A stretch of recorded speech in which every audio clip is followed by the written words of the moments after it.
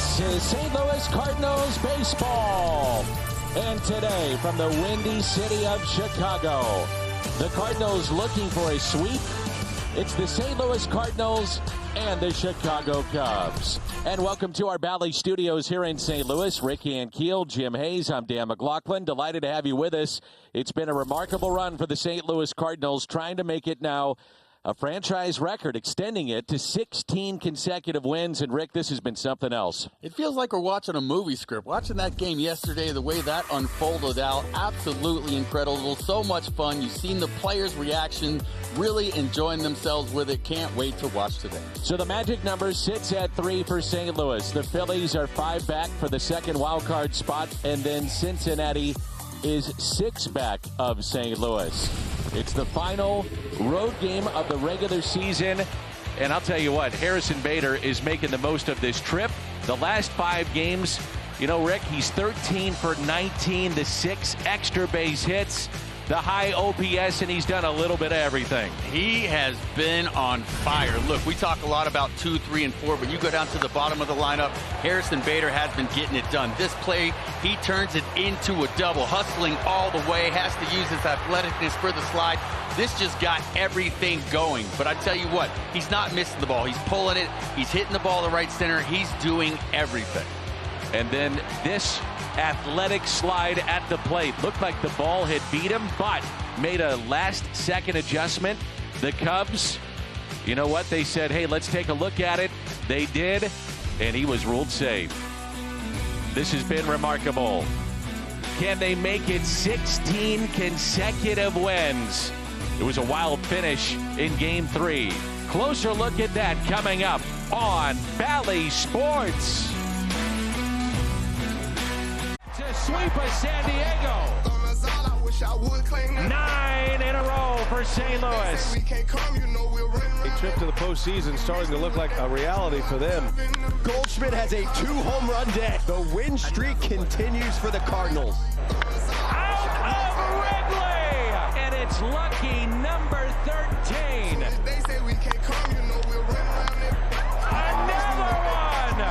14 consecutive wins. The 2021 Cardinals, they've won 15 in a row. Well, that's just a few of the highlights among this 15-game win streak. Erica West and Al Raboski back with you. But we're taking a look at this lineup. Dangerous top to bottom. You see the average among 1 through 4, 5 through 8, dead even. You know, we've talked about hitters. Hitting is contagious. Well, look at this. You know, it's not just the first 4 hitters in the lineup that are doing damage. It's everybody in the lineup. You're scoring 7 runs a game during this 15 streak. I mean, this has just been incredible. This is the offense that we really envisioned at the beginning of the season. So it's better now than never. So let's just keep it rolling. Yeah, now is the time when it really matters. For specifically, I mean, we saw teams like San Diego and their offensive struggles, the Reds dealing with that too. More on that in just a little bit. But it's all about the offense, right? It's the smart base running. It's the using the speed. It's the long ball. It's the really good plays like we saw yesterday with Paul DeJong getting the sac fly. It's everything about the offense. Everything about it, but think about it too. It's also great defense. The pitching has been spot on. That's how you have a 15-game winning streak. It's really impressive. Looking to extend it to 6 games. It's been a wild card race. We'll look back at the teams in the race this season coming up next on Bally Sports.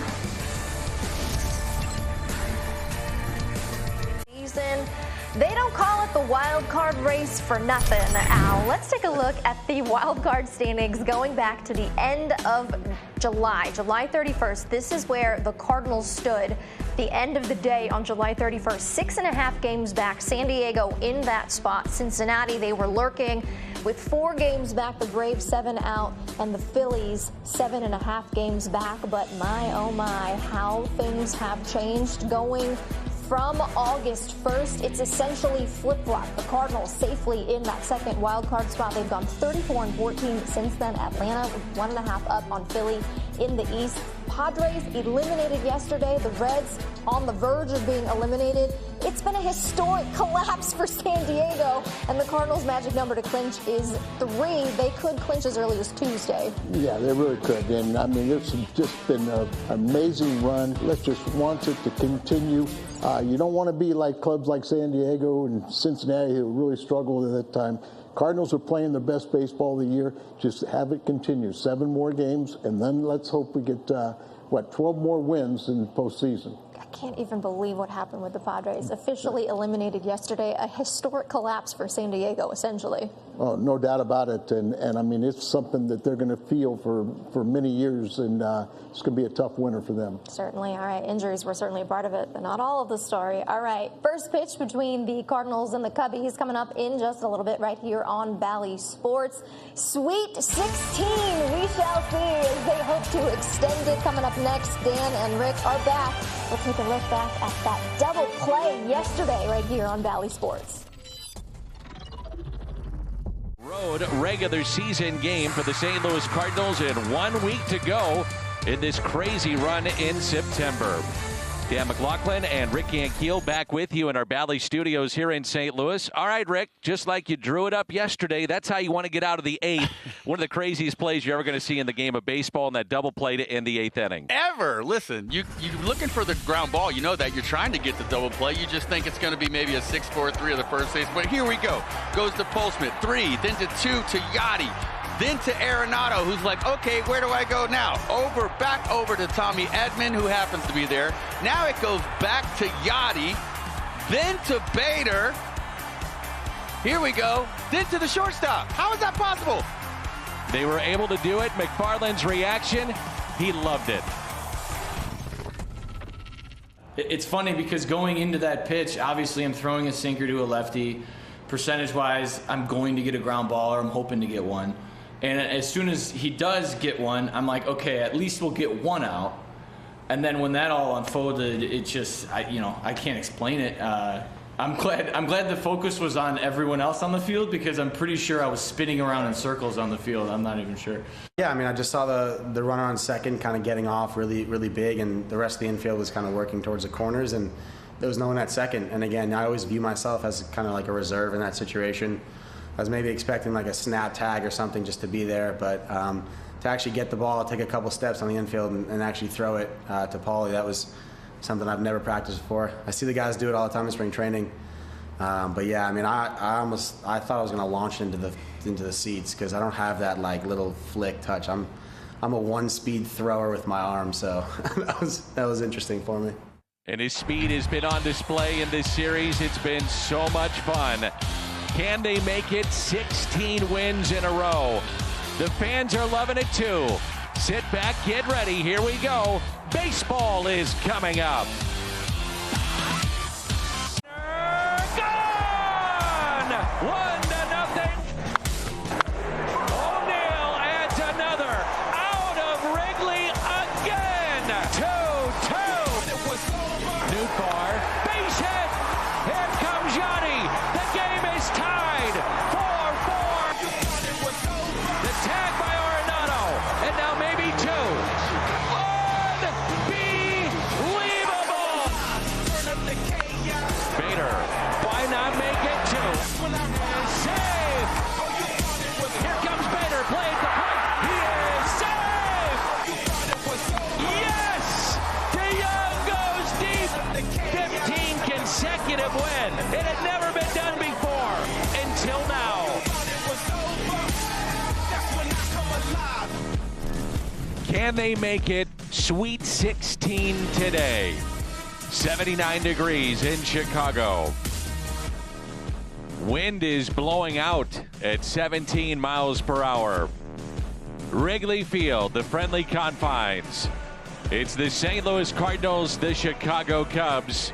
And the Cardinals looking for a 4-game sweep and their 16th consecutive win. The lineup features Tommy Edman at the top. Paul Goldschmidt, Tyler O'Neill, Nolan Arenado, Dylan Carlson, Harrison Bader, Paul DeYoung, Andrew Kisner, and Jake Woodford getting the call. The Cardinals, by the way, during this franchise record 15-game winning streak, They're plus 56. Remember, their first 140 games, they were minus 24. And trying to shut down this offense that's been rolling will be the right-hander, Keegan Thompson. Keegan Thompson had a good first half, but this second half, he's really struggled. There you see 4 pitches, but it's really the fastball, the cutter, and the curve. You never want to give away free passes, but especially when the wind is blowing out in Wrigley. And there's a look at his Hyundai pitch arsenal. Thompson came off the injured list not too long ago, September 19th. Missed about 2 weeks. He had a shoulder issue. Couple of scoreless innings, 40 pitches in his return. And you're going to see a lot of the bullpen probably of the Cubs today for David Ross. 50 to 60 pitches we're expecting out of Keegan Thompson. Mike Schilt, 4th season as the Cardinals manager. The final road game of this regular season for St. Louis. 15 straight wins overall, and 10 of those have been out on the road. 3rd time in Cardinals history they've run a road winning streak up over 10. And the first pitch taken for a ball, and we're underway in this Sunday afternoon. The city, it's buzzing with Cardinals baseball right now. And why not? The 1-0. Popped foul and out of play. Today might be Tommy's day to join in the fun. He's been the guy who's been that guy who hasn't gotten any hits while everybody else is rolling on the merry-go-round. A little quiet, but that can change. 3 for 14 in the series. Now today could be another historic win for the Cardinals. There's only been one team in the history of baseball that has gone out and won their final 11 road games. And it happened in 1887. Edman. Bobble. Safe. And away we go. David Bodie with the air on the ground ball. As Tommy's been pounding it into the shift, and Bodie couldn't come up with it. As soon as he bobbled that ball, Tommy Edman is safe. We know how much speed he has. Even if he would have kept that ball closer to him, you have about a slim chance of getting Edman at first. Tried to alligator it, went off the heel of the glove, and an error on Bodie, and that'll bring in Paul Goldschmidt. Well, we've talked about this all series. They've been really flooding him with off speed. A few fastballs here and there, but not many for strikes. But there's one. And off the mask there of Contreras. Bodie at second. Alcantara, he's at short. Duffy at third. Schwindel at first. Contreras behind the plate. Martini, Ortega, and Happ in the outfield. And around the horn is brought to you by Dobbs Tire and Auto Centers. You know, I really think that has something to do with Keegan Thompson's pitch arsenal. You know, he just uses his fastball a lot more than other pitches anyway. And that is a ball that just explodes up and in on Goldschmidt. 0-2.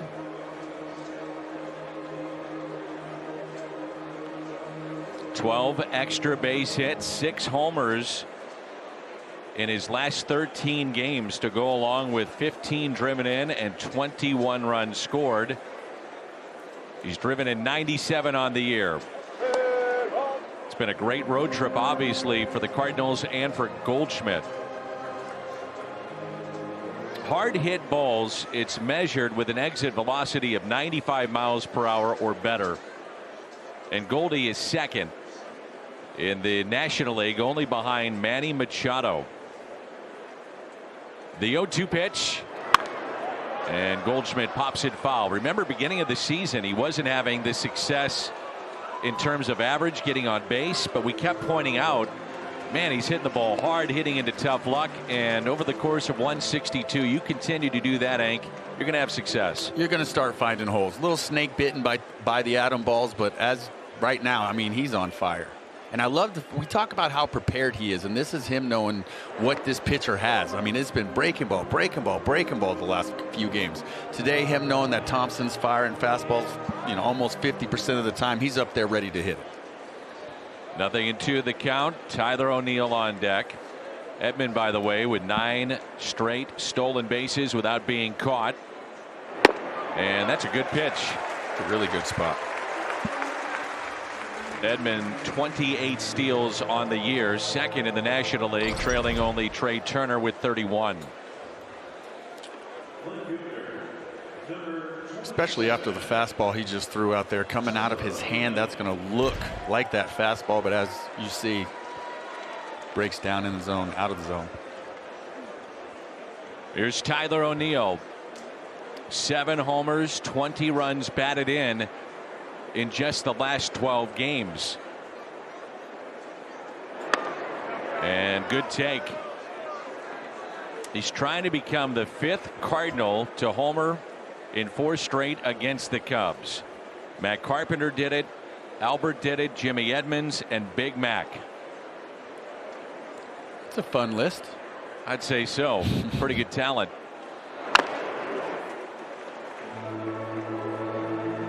One ball and 1 strike. 2 of those home runs literally have left Wrigley. 11 home runs this month, 4th most the calendar month of September in franchise history. Big Mac has the top 3 spots, 97, 98, and 1999. The 1-1. So that's 2 breaking balls in this at bat, and the first pitch and that pitch. That this time last year he's chasing that pitch. Yep. I mean, he's made just a massive adjustment in that regard. You have to really credit the work that he's been putting in behind the scenes, trying to recognize that curveball, staying back just a little bit longer, staying on that backside, which keeps his head still, let's say, gives you about 4 or 5 inches to recognize the slider versus the fastball, and he's done a fantastic job with it. The 2-1, and now 2-2. Well, that's 4 off-speed pitches in a row here to Tyler. That's showing you that they respect he can hit the fastball, and they haven't once to show it to him. Winning streak began on September 11th.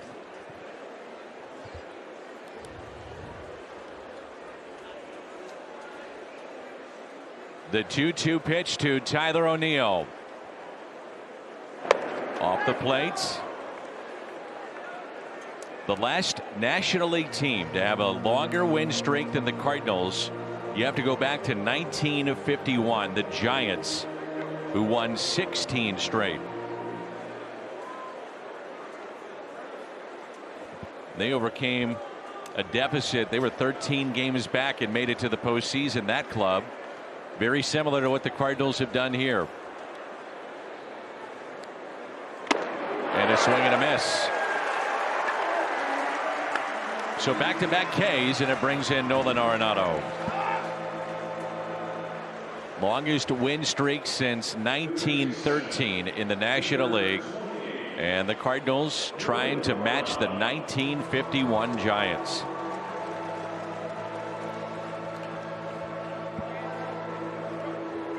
Here's Nolan Arenado. 33 home runs,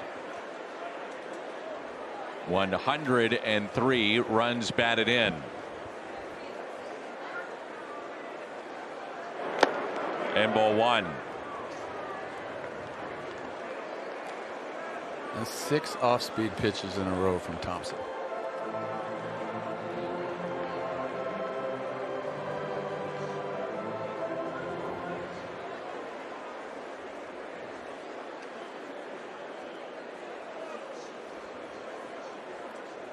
So 2 outs, the runner at first, and a 1-0 pitch to Nolan Arenado. Fastball and a strike.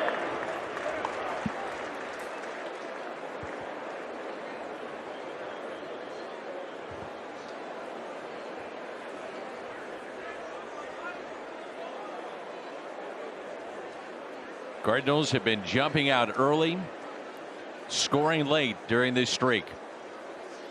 And the next pitch to Arenado.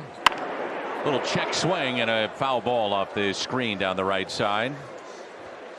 Nolan in his first season with St. Louis leading National League third baseman in doubles, home runs, extra base hits, and runs batted in, and he's 3rd in hits. An outstanding season for Nolan Arenado. There's not one person not smiling in that dugout. How much fun are they having? They're loving it. And they should.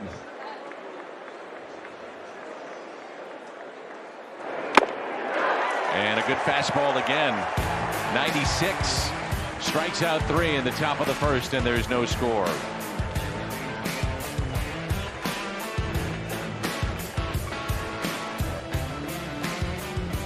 In this spot in the rotation. Last time out, 5 shutout innings, got the win, and a 2-1 victory over the Brewers. That was in Milwaukee. And the Hyundai pitch arsenal, you've seen him use that 2-seamer a little bit more. So you're going to get the sink, you're going to get the ground balls, and why not with this defense? There's no question about it. I mean, this is unbelievable defense, and he's been throwing his fastball for more strikes. And when you do that, now you can start to throw the slider off of that. Everything else becomes more effective. Rafael Ortega to lead it off. 3 left-handed batters in the lineup for the Cubs today, and the first pitch taken for a strike. Ortega, Schwindel, Happ, then Contreras, Duffy, Martini, Alcantara, Bodie, and Thompson.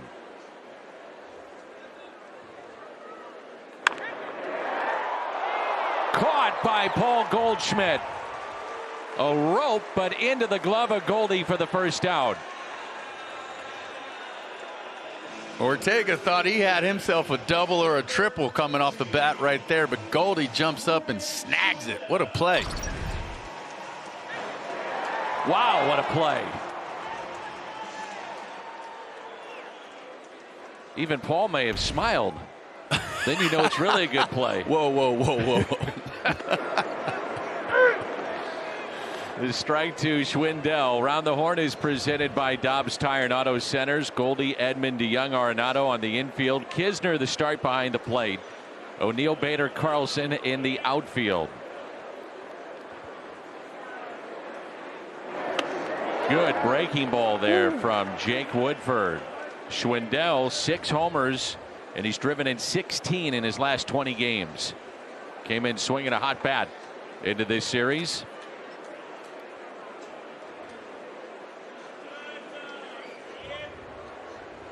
And the 0-2 pitch by Woodford.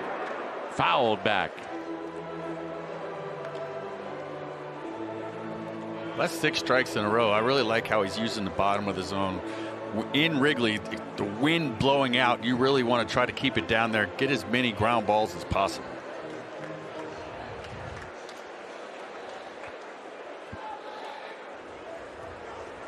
The 0-2.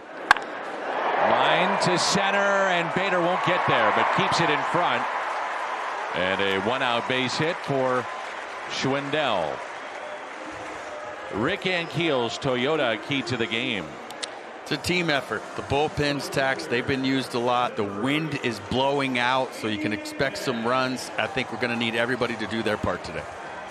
Well, the Cardinals, during this stretch of 15 consecutive wins, they have turned 17 double plays, and none crazier than the one that we saw in the ball game yesterday. You had that really good double play in extra innings against the Mets, started by Paul Goldschmidt.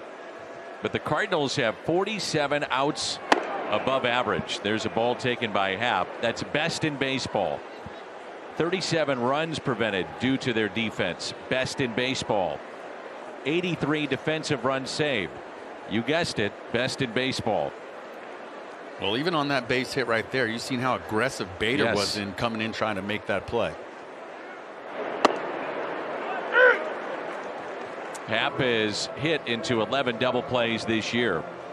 But you bring that up because, you know, you try to pound this into the minds of these pitchers like, hey, man, what, you know, behind you, it's elite. I know you're trying to throw strikes, but we're putting a premium on it. Throw strikes. Put a star around it with a circle. Absolutely.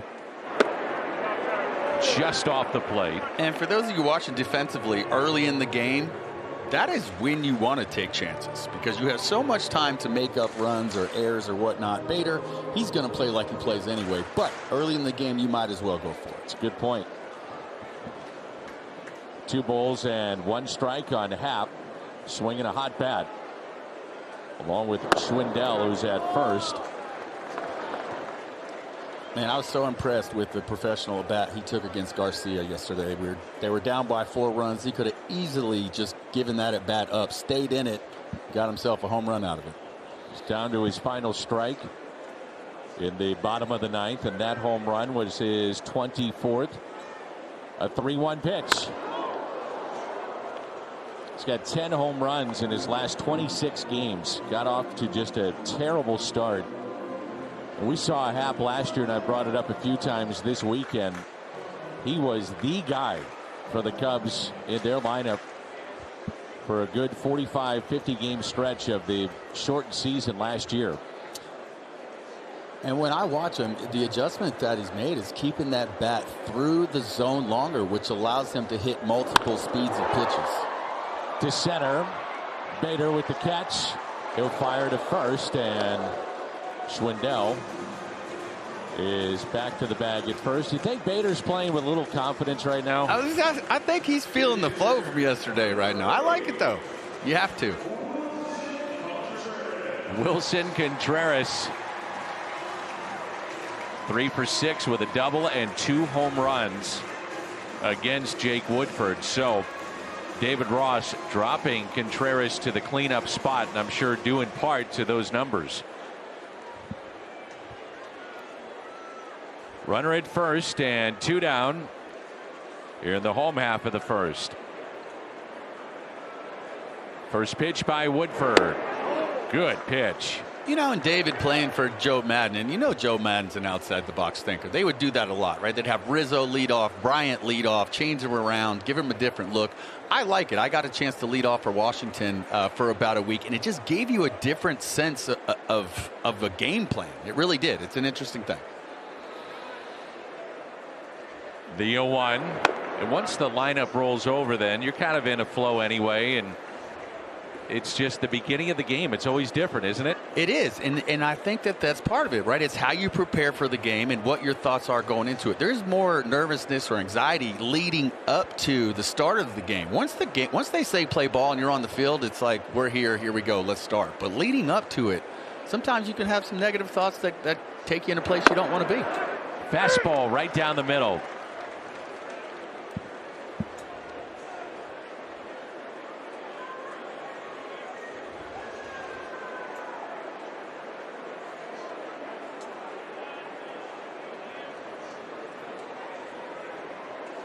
Shift there on the left side of the infield. Goldschmidt holding the runner at first.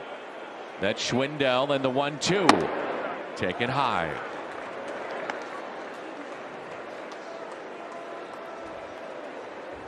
One-two count. That's a good time to try and overthrow a fastball. If you're going to try to throw it high in the zone, which it looked like that's what Jake was trying to do there, that's a good time to do it. If he misses, usually you're going to miss up out of the zone anyway.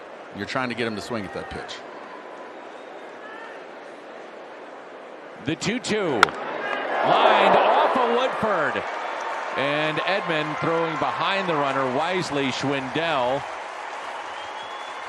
and Jake looks to be just fine, but that was a scary moment there. I mean, you've been there, Rick, as a hitter and as a pitcher. Boy, those are just frightening. Watch your lips. No question. A lot of times you don't even know what you're doing. You're just trying to save yourself. Well, he got a glove on that. Woo.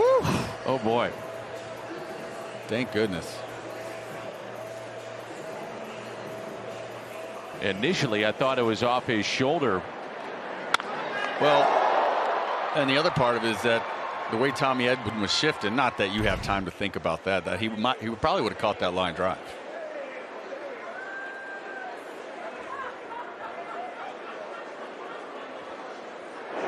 And a breaking ball and a strike to Duffy.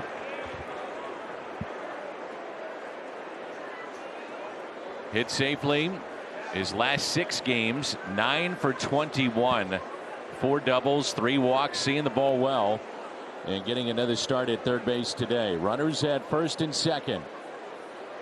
He's done a good job all series of taking borderline pitches and getting something to hit over the plate. Like that. Yep. Next pitch, number 20 here in the first inning for Woodford.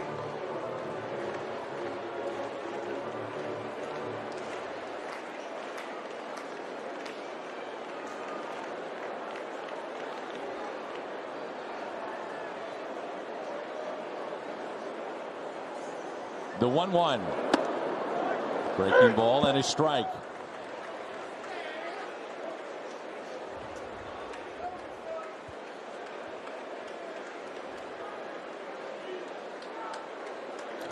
When hitters are taking pitches like that and they're not even offering at it, it's hard to figure out what game plan they have against you. And as a pitcher, that's what you're trying to do. You're trying to read their body language too to understand how to attack next. Hit down the right field line and out of play.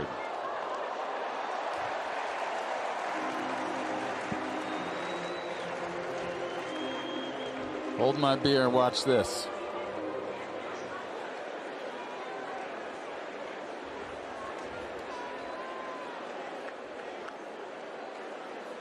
Beautiful day it looks to be at Wrigley Field in Chicago, with the temperatures starting to drop, fall in the air.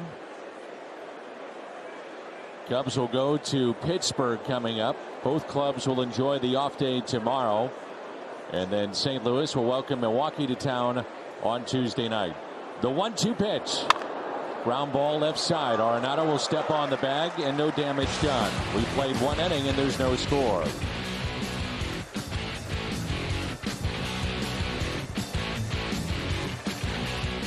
On Valley Sports Midwest, brought to you by Budweiser.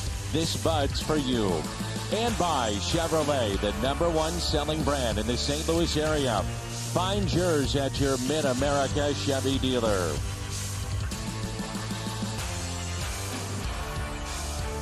The city of Chicago and the final road regular season game of 2021. Cardinals will send Dylan Carlson, who's back in the lineup, did pinch hit yesterday, to the plate here to lead it off in the second, followed by the red-hot Harrison Bader, and then Paul DeYoung, who was homered in a couple of games in this series.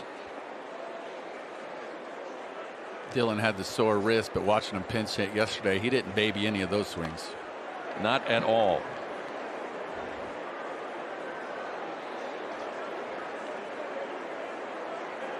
Even with having a few days off, Thompson's showing him some respect, starting him off with the curveball. And the 1-0 pitch by Keegan Thompson, who struck out 3 in the first. Take it high. And it's 2 balls and no strikes.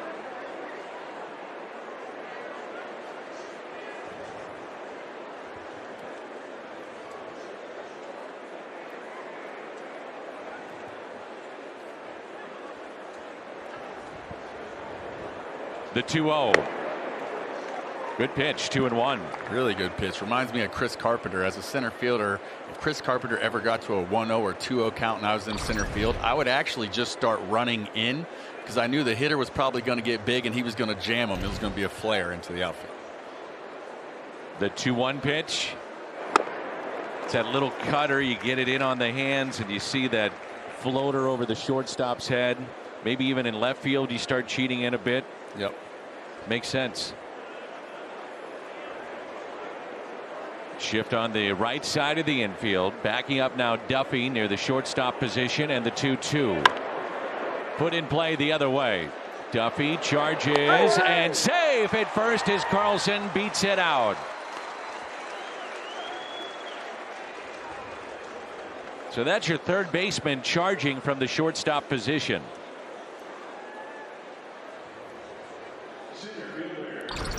Dylan knowing that, hustling all the way, smelling that base hit.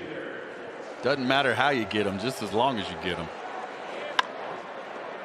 And the Cardinals have their first hit of the afternoon. Carlson, the runner, at first base, and it brings in Bader. 9 for his last 11. 3 doubles, 2 home runs. He's gotten a hit in 6 consecutive at-bats. Takes a healthy cut and fouled it back. Boy, it's hard not to recognize his enthusiasm. It's infectious. His reaction after the replay and You saw that he was called safe in the dugout. That's priceless. You had the kids behind him in the dugout in the front row going crazy, doing their best Bader. It's fun to watch. That's what happens when you win. The 0-1 off the plate. It's not just that he's fast. He has baseball instincts, and you can't teach that, but he pays attention in the outfield defensively, understands everything that he can understand to be better. What pitch is coming, what hitter is coming, where he should be leaning, and on the base pass, the same thing. When can I be aggressive? How can I take the extra base? So when you see him get hot, I mean, it's fun. It's, you know, one of the better players in the league. It's the 7th Cardinal yesterday. 4 more hits, 2 or more steals, and a home run in a game.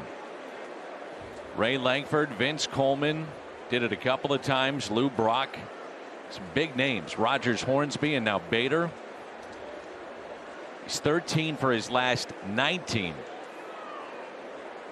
Carlson, the runner at first, and a swing and a miss. That breaking ball has been pretty good thus far early on from Keegan Thompson. It has been, and I'll bring this up. We brought it up the other day. The wind's blowing out, and when the wind is blowing against you, it'll give you sharper pitches. You can have a sharper breaking ball. When those seams start spinning and that wind's coming at you, it causes it to break more. Picture playing ping pong. If you ever played ping pong outside in the wind and you hit a shot and you see how much it blows that ping pong and how much movement you get, think of the same thing on a smaller scale. I think you brought up a really good point too, how guys know when they step to the plate at Wrigley. See it all the time. They come out of their shoes ready to try to knock one into the wind and knock it out of the ballpark.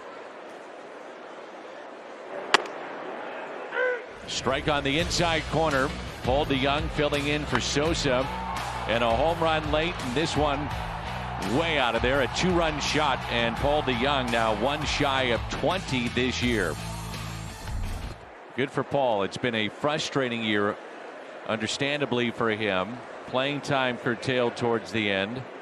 Sosa hit by a pitch the other day, and so right away he gets thrust into the starting lineup again. He had a really good visit with Jim Hayes on the pregame show talking about that, trying to stay sharp mentally and physically. Not easy to do. No, and mentally is the hardest part, because you feel like you've worked so hard to get here. He's been great. He's been an all-star, and all of a sudden you feel like your position is slipping away and it's getting taken away from you. That's a really tough spot to be in. A ball and 2 strikes. But it's all healthy competition, and he knows that. And right now, this is an opportunity for him to earn it back and play. And yesterday, what a nice job with that home run. And what a dramatic moment. Jeez. You ever seen an 8th inning like that going into a 9th?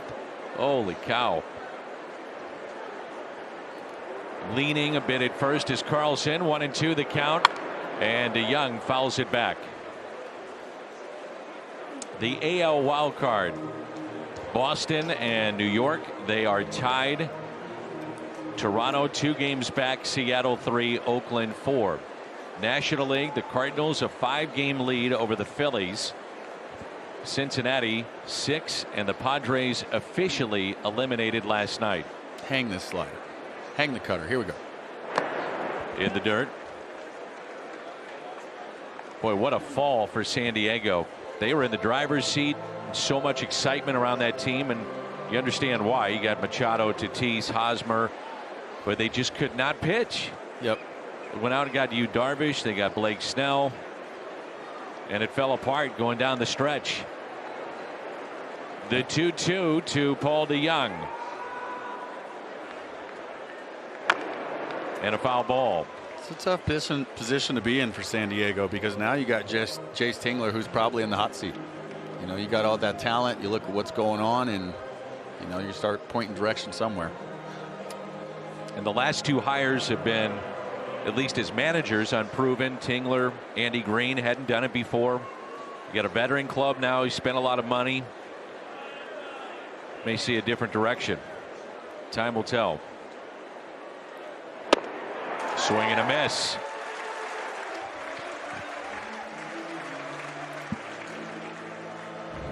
Keegan Thompson now with 5 strikeouts. So since August 1st, teams that are competing might be for division when you're talking about the Braves and the Phillies, but the record since the beginning of August in the Cardinals, 34-14, the best of the bunch, and the Padres at the bottom. Not how you start, it's how you finish. We've seen that before in St. Louis. Magic fairy dust. Pitch taken high by Kisner.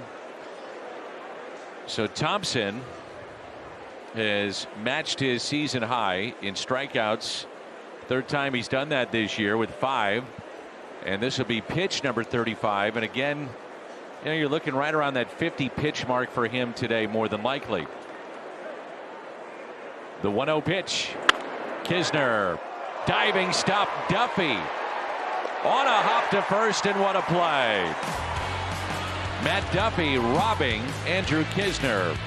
Midway through 2, and there's no score. Baseball annually honors the player who best exemplifies Clemente's spirit. Paul Goldschmidt, the Cardinals' 2021 Clemente nominee for his charitable work in the community. Vote for Goldie. Visit MLB.com/Clemente21 to vote for Paul Goldschmidt, and we check in with Jim Hayes. Danny, quite a day for Harrison Bader yesterday, and it went beyond his 4 hits, which were a career high.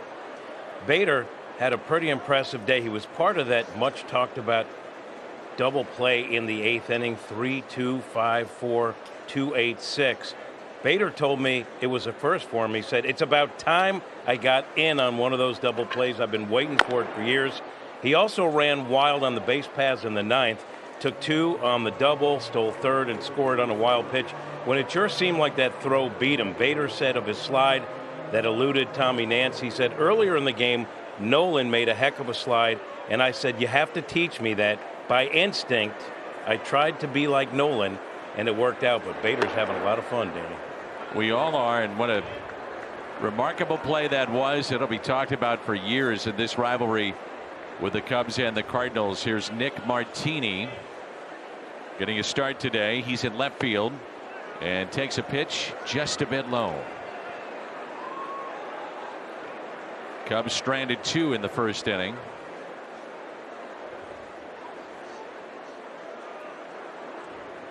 And the 3-1 delivery by Woodford. Hit out of play.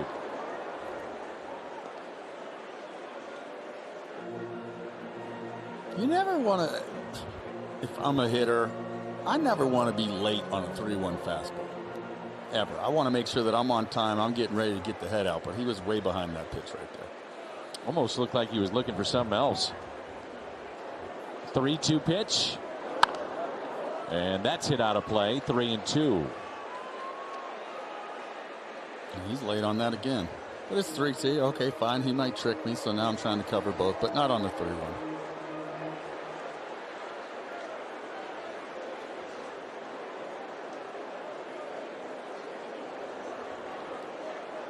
Full count delivery. And lined into center field for a base hit. He was ready for that pitch. And Woodford has allowed his 3rd hit.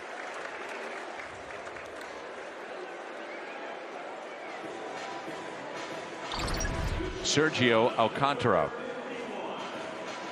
3-2 fastball, middle. Woody not trying to walk anyone. I like it. Martini put a good swing on it. Base hit. A lot of hard hit balls early on against Jake Woodford. Alcantara, the shortstop, hitting .206, 4 home runs, and he's driven in 13. Head to head with Jake, he's got a home run, and good pitch there. Well, for Jake, I'm sure the next step, Rick, as you know, it's all about consistency every 5th day. Giving your team a chance to win, and he's been up and down. He's been in the bullpen, he's been in the rotation in Memphis, and now in the St. Louis rotation here at the tail end of this season. The 0-1. Ground ball, could be 2. DeYoung jump throw, and Goldie keeps it in front. They had the shift on, and very tough to turn too, but Paul DeYoung made it fairly close. That's such a tough play. You're running towards third base. Now you got to jump and throw it across your body the other way. We talked about this the other day, Danny. You're basically sacrificing the double play there. That's right.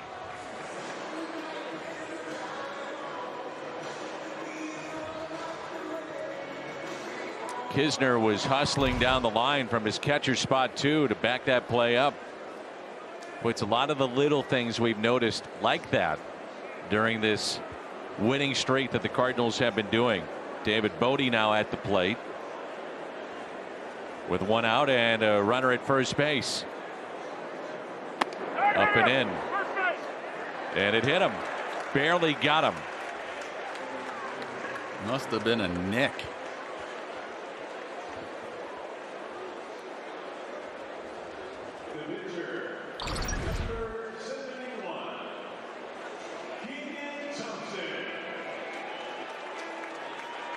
He must have heard it because I don't see it. Yeah, me either. And not only that, but he's diving in there, kind of leaning out over the plate.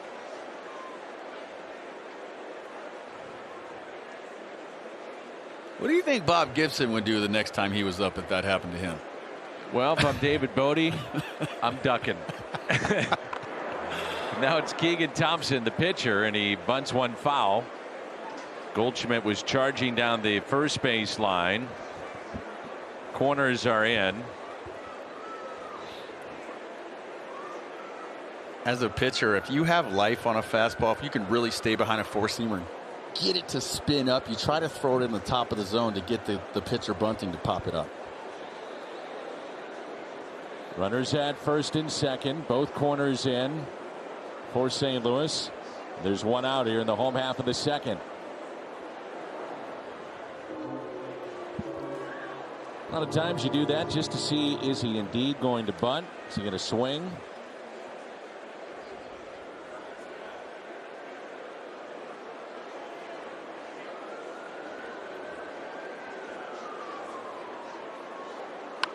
He's swinging and lines it foul. 0-2.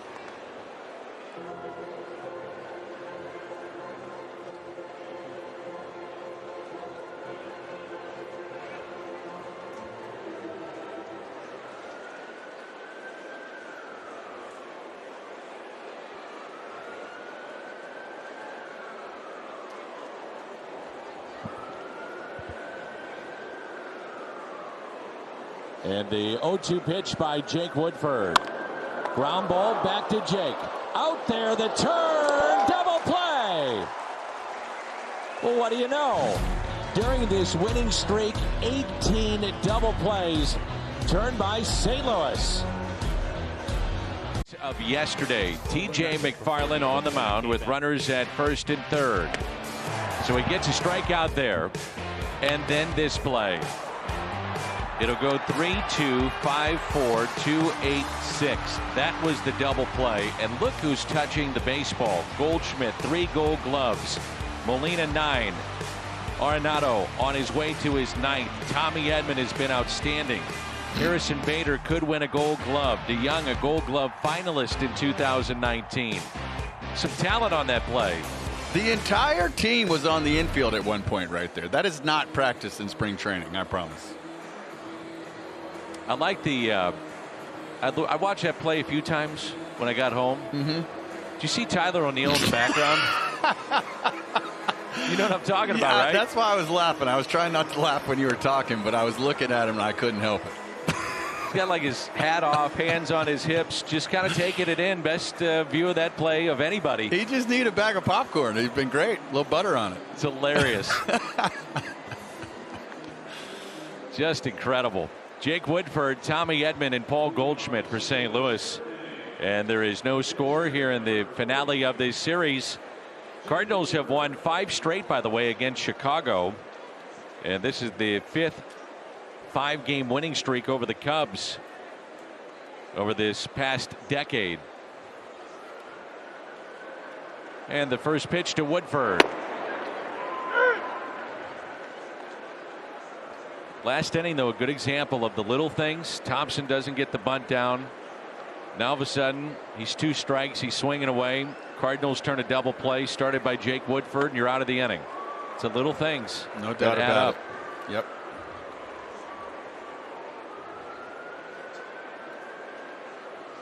Well, Thompson has had the Cardinals' numbers so far. He's allowed just 1 hit, an infield hit to Dylan Carlson, and he has struck out 5. Make it 6. First time through the lineup.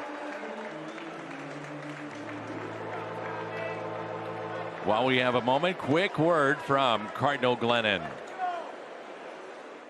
Done. That was easy. Make your pledge for Cardinal Glennon patients just like me at homersforhealth.org. I did. Here's Tommy Edman. Reached on an error by David Bodie to start the game.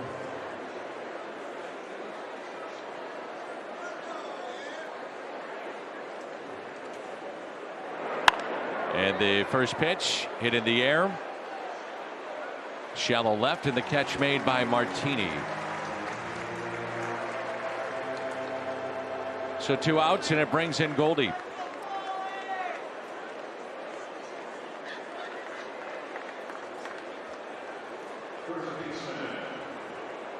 Well, they started with a fastball last time, then went curveball cutter. So let's see what they do this. As we talked about earlier, they've been flooding them with off speed. The old cat and mouse. First pitch to Goldschmidt. Little cutter, slider in there for a strike. That's a good take. You're not going to do anything with that pitch if you swing at it anyway. The 0-1. Some individuals trying to get to milestones before this week is through, and Goldschmidt 3 shy of 100 runs batted in. That last pitch, a changeup. Goldie to center. Way out of here. Gone. Dead center field at Wrigley. 1-0 St. Louis.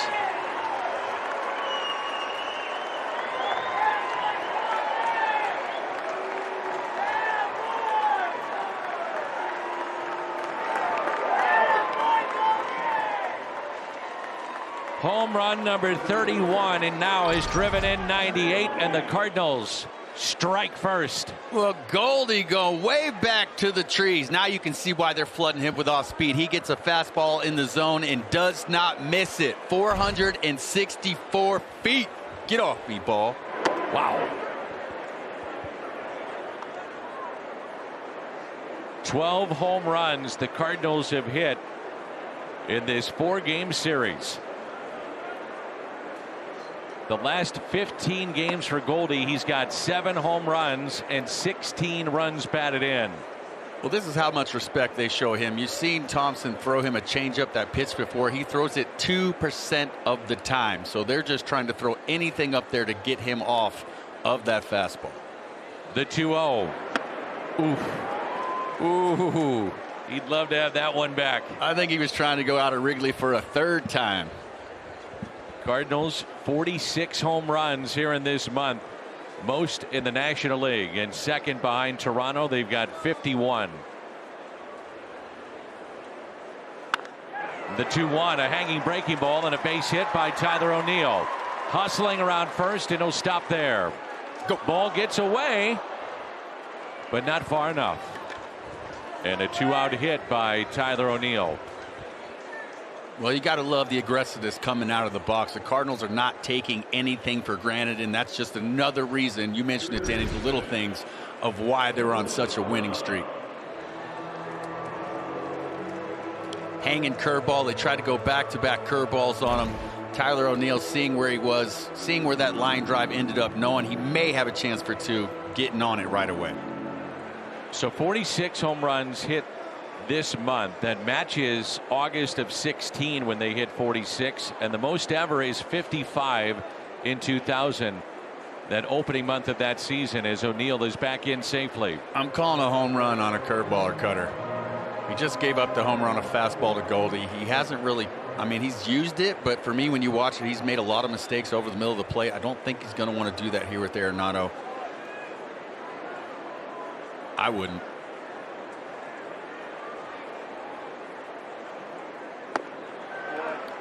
You got to wonder, too, if he's maybe hitting a wall a little bit. Again, remember, 50, 60 pitches, maybe max from Thompson. One of those personal milestones that we're talking about would be Nolan Arenado getting to 34 home runs as a Cardinal third baseman to match Tatis in '99 and Rolen in the mid-2000s. And you got Efros starting to get loose in the Cubs bullpen. He's been busy in this series.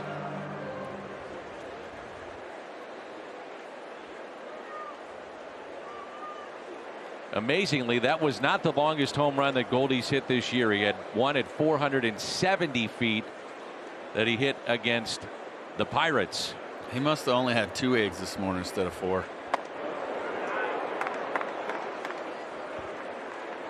Tell you what, it's the most we've seen him smile. And I'm not picking on him, but he's just so businesslike and serious all the time. When he got his 30th home run the other night, he actually showed a little emotion going around the bag. He's just kind of a machine, man. He shows up, plays, picks balls in the dirt, wins Gold Gloves, and hits you 30 bombs. No doubt about it. The 2-0.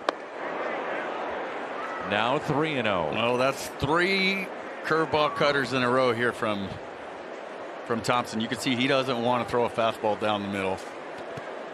Well, they called that on the check swing a strike, so it's 2 balls and 1 strike on Nolan Arenado.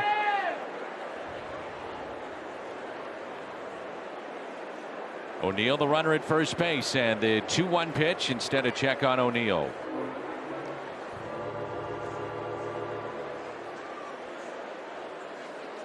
Arenado with those 33 home runs, 20 of the 33 have been away from Busch Stadium.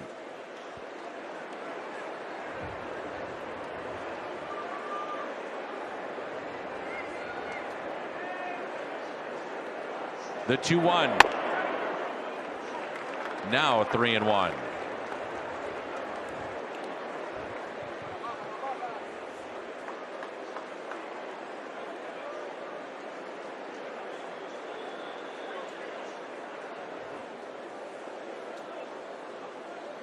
I hope he hangs his curveball cutter.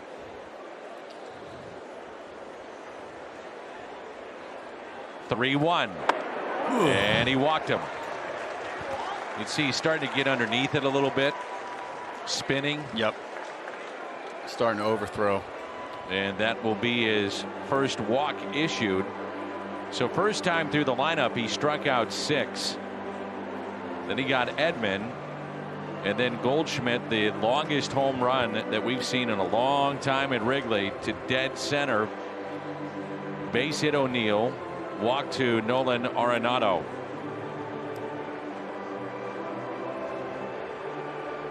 Start planning your summer of 2022. October 1st, 2nd, and 3rd next weekend. Shelter Insurance will give 30,000 fans Cardinals Magnet schedule. Tickets at cardinals.com/promotions. There's still a few of those Wainwright tickets available. You can see the Cubs next weekend. The Brewers coming up. Portion of those tickets sold go to Big League Impact, and this city, as you know, Rick, is buzzing right now. I can't wait for Tuesday night. It is going to be rocking. It's going to be rocking and rolling. I said this yesterday, but my kids are in town. I've been talking about the Sea of Red. They're going to get a chance to see it. I can't wait. 2 on and 2 outs. And you'll be throwing out the ceremonial first pitch. Correct. On Tuesday. I think you need to go like in a gap and then just throw it to the plate on the fly. That'd be fun. Why not? Yeah, why not? Change it up a little bit. Yeah. I know you can do it. No problems with that. And the 0-1 pitch. 0-2. Carlson had the first hit for St. Louis. And that was an infield hit back in the second. StatCast era began in 2015. They measured the home runs. And the longest Cardinal home run at Wrigley was the one we just saw. Goldschmidt, 464 feet to center. If Tyler O'Neill would have hit the fastball that he hit yesterday on the wind blowing out day, that would have been the farthest home run we've seen at Wrigley. Good play by Contreras.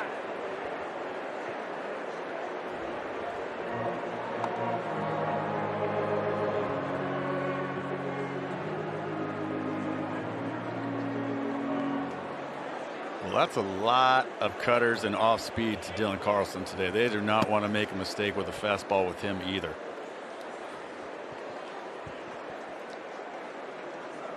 Two on, two outs, and a 1-2 pitch to Dylan Carlson. Called, third strike. He has struck out 7. However, the Cardinals have struck first.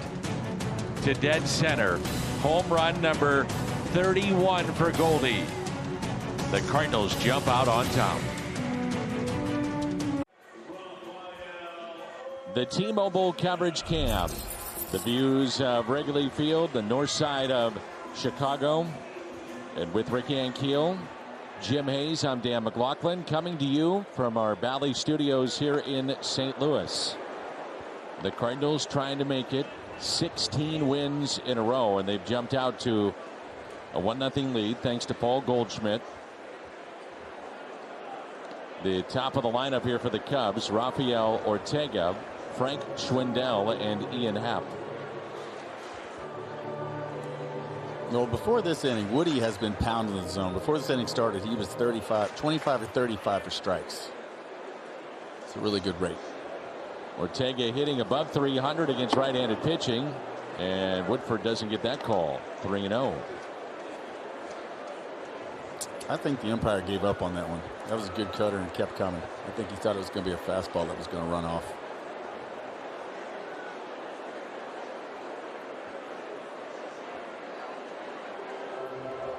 Time called. And a baseball got loose from the bleachers in Chicago. They finally found Goldschmidt's home run. I was thinking that. Finally trickled down into the bleachers. A windy day, it looks like, at Wrigley. So maybe more to come.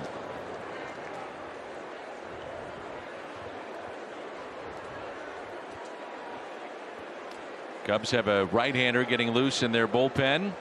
And the 3-1 leadoff walk.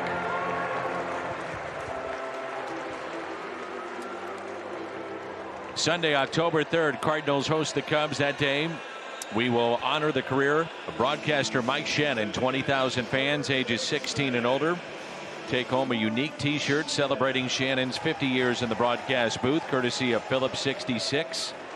And for tickets or more info, visit cardinals.com/promotions. Hard to believe this final week will be it for Mike Shannon. What an incredible career he's had. Schwindel with a fly ball into center. Bader shading from the sun and makes the catch. It's going to be not only, obviously, you would think, emotional for Mike, but for a lot of fans. So many of us that grew up in St. Louis grew up listening to Mike and Jack. And for many players, a lot of those great moments they had described by Mike Shannon. Absolutely. When you go back in, plug in a highlight video, you hear those voices. It's pretty cool. Yep. I know I'm staying in town. I'm going to be here on the last game. Right. I wouldn't miss it for the world. Happ batting .350 here in the month of September. And fouls it back. So, Rick, describe what you're seeing with Happ. I mean, that swing to me is different than the one that we saw earlier in the year in which he was really struggling. Well, he's getting to the zone. You always hear short to it and long through it, but he's figured out how to keep the bat in the zone longer. So your hands are going to keep extending through the zone. You're not just going to pull out and pull the bat out of the zone. It's very similar to what J.D. Martinez did to flip around his whole career. He went back and watched video and said, man, what I started to realize was that my bat was pulling out of the zone and not staying through it longer. Once you stay through it longer, now you can get to the changeup, to the curveball that's down. You start being able to cover a lot more of the plate and a lot more different pitches at different velocities. I think everybody's got a Shannon story, some sort or another. Remember the first time you as a 20-year-old kid walked into a major league clubhouse and he extends his hand and says, "How you doing, kid?" Mike Shannon. Yeah, and it went like this. He said, "How you doing, big boy?" I heard you like to catch those snooks. Well, I got some up in Stewart off my dock. Is that what he said? Yep. So we talked about fishing for a minute and kept it moving. That was my first interaction with him. It's great. Yep. 0-2 the count here on Ian Happ.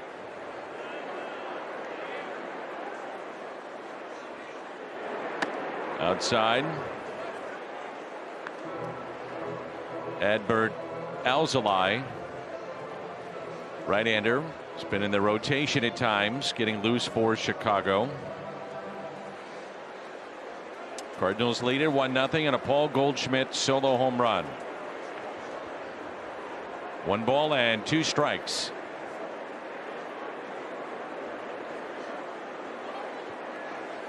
This is a situation for a pitcher where you don't want to try to throw the nastiest breaking ball you have. You want to locate a breaking ball. See there the Cardinals with the shift on the right side. The 1-2 ground ball. Goldie steps on the bag. Another one. The tag applied by Nolan Arenado. Another double play started by Paul Goldschmidt. This defense is something else. Yes, it is.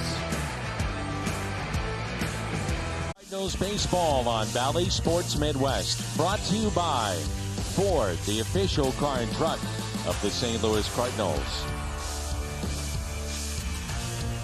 Adbert Alzolay is the new pitcher in for Chicago. Thompson went 3 and gave up a run. It's our Chevy Cole to the pen. Cardinals now in the month of September, Rick, they have turned 24 double plays on the ground. 24. And that's second most in baseball behind these Cubs. Darryl Kyle would always say the ground ball double play is the pitcher's best friend. Heard that a time or two. TK, boy, he was old school, wasn't he? Yes, he was.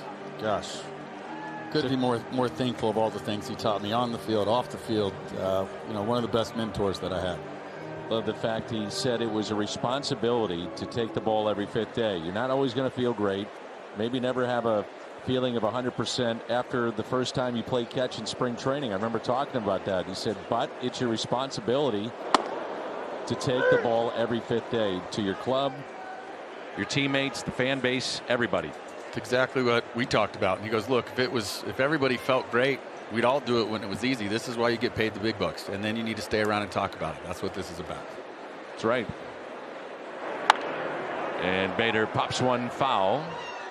Mentioned this yesterday. It's an interesting stat for Harrison Bader, but when he's leading off an inning, he's hitting .330 with 6 home runs. And he hasn't been a leadoff man. It's just when his spot in the lineup pops up,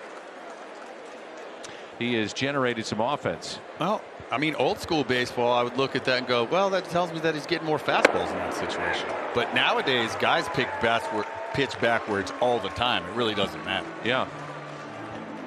Well, Cardinals have struck out 8 times today, 7 by Thompson and the first by Alzolay.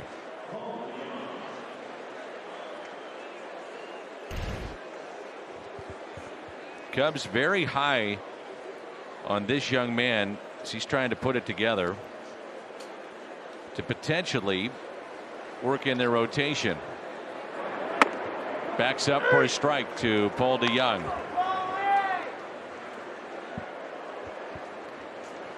He has good stuff. I mean, there's no question about it. It's just about being consistent, being able to throw strike one, keep yourself in pitcher's counts. And DeYoung puts it on the ground to third. Duffy 2 away.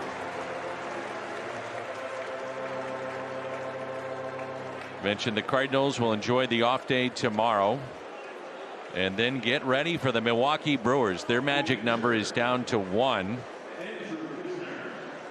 And Tuesday, it's a good matchup. Adam Wainwright and Brandon Woodruff. Waino trying to go to 17-7. Last time out, 1 strikeout, and that wound up being strikeout number 2,000, and it happened against the Brewers. Andrew Kisner was robbed by Duffy his first time up. Big hack and fouls it away. Well, during this streak, too, we've had so many different guys that have had some type of moment, it seems like. And for Kisner, think about him coming off the bench. It seems like an eternity ago, but the Mets game at Citi Field, extra innings, and drives in a pair. Big moment. Huge. And all those little things add up. You're not going to go on a run like this or be a championship team if the entire bench isn't stepping up. Look at what happened. Sosa got hurt. DeYoung stepping up big time. Carlson doesn't feel good. Newt Barr, 2 home runs. Stepping up, filling in for the role. And the 0-2 pitch. Fouled back. Cardinals starters had a great August. Second lowest ERA in the month of August. But then you take a look at what's happened now in the bullpen for the Cardinals. 6th best ERA. They're first in saves. So when one's going, the other one picks you up. That backs up for a ball. Kind of handcuffed there. Contreras, if he frames that, that's probably a strike. It looked like he wanted to call it a strike. Yeah.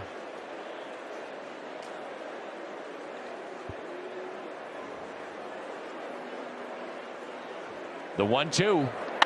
Kisner on a hop to short. Alcantara. And a 1-2-3 inning for Alzolay. Midway through 4. 1-0. On Tuesday night.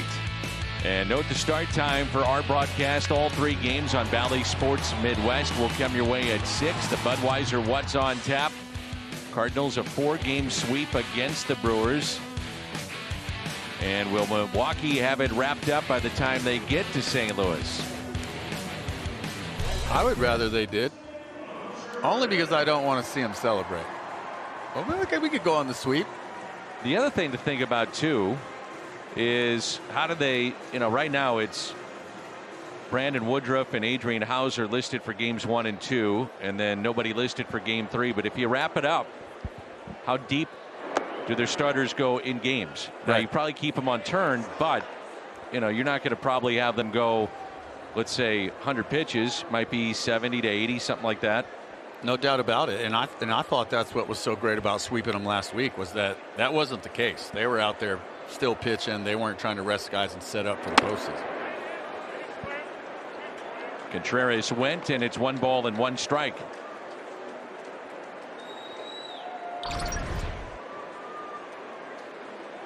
And he did. Yeah, that might have been a homer if you made contact and got in the air to center.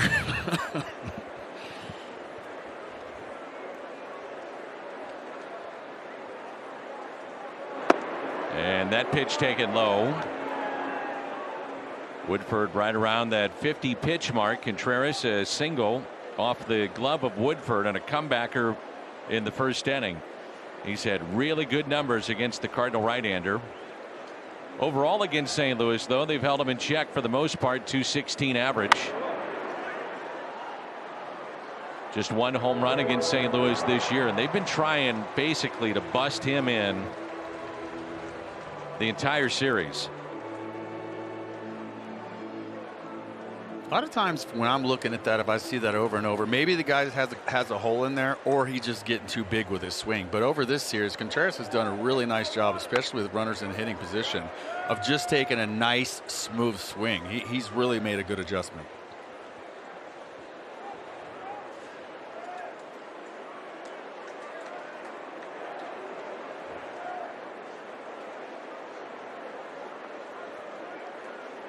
A 3-2 pitch. Just a bit high. So a leadoff walk. Second time the Cubs have received a leadoff walk here today. And it brings in Duffy. Contreras looked pretty excited to walk right there. I'm thinking he might have been like, that might be strike 3.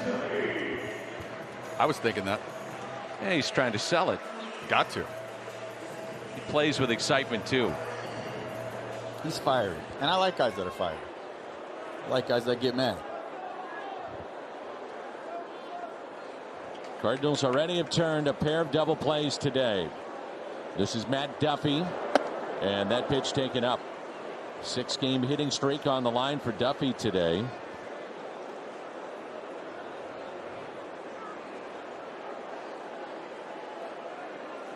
He looks like he's just pulling off to the first base side just a little bit. You see the ball starting to fly up and tail towards the right-handed hitters. And a ground ball base hit right side. Stopping at second will be Contreras, and runners at first and second. Nobody out. The Cubs half of the fourth. And even that last fastball, you know, that's over the middle, middle. But you know, for Woody, if he's getting out front with that, with his weight, then the only move you have to make is to go lateral, which causes you to leave the ball up. Remember earlier in the game, he was really getting the ball down in the zone, especially the fastball. How do you self-correct that? How do you try to do that quickly in the midst of a major league game? It's tough to do, isn't it? Yeah, you got to remind yourself to stay back, and the proof is in the pudding. So when you see where your pitches are starting to end up, that's an indicator of what you're starting to do. And most pitchers have keys that they go to. Okay, stay back, keep my front shoulder closed. Whatever it may be that he has, that's where you just take a breath, like right there. Remind yourself, hey, we're okay. We just need a ground ball double play.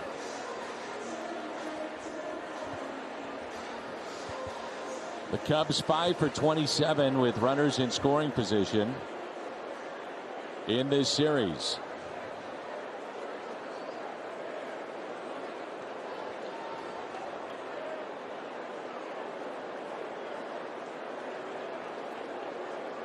Nick Martini, a base hit into center, first time up.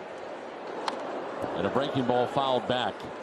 Well, he looked like he tried to pull that, but that first at bat, he was late, and every swing he took like he was trying to direct the ball towards left center, and that ended up being where the base hit went. That swing there, though, he was out front trying to let it fly.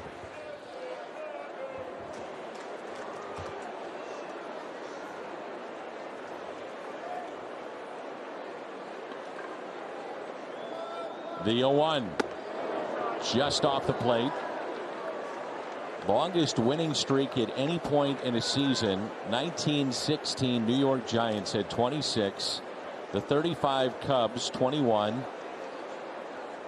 The 1916 and 51 Giants had 17 and 16. And the Cardinals right now looking for their 16th consecutive win.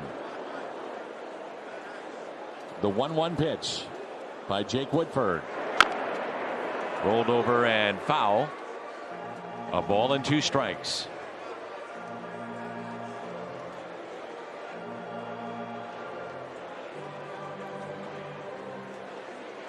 Cardinals picked up 8 runs yesterday, and yet 1 through 5 went 3 for 20. And again, we're talking about how it's a complete team effort, and that's another example of it in the ball game yesterday. 6, 7, and 8 went 6 for 11 and drove in 6.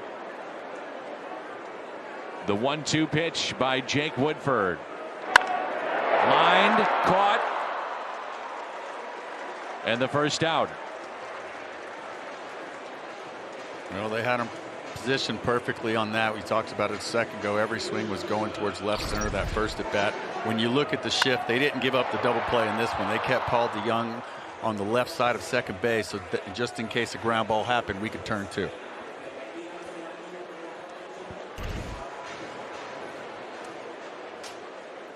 Sergio Alcantara grounded into the shift. First time up, 0 for 1. 119 with runners in scoring position. 5 for 42.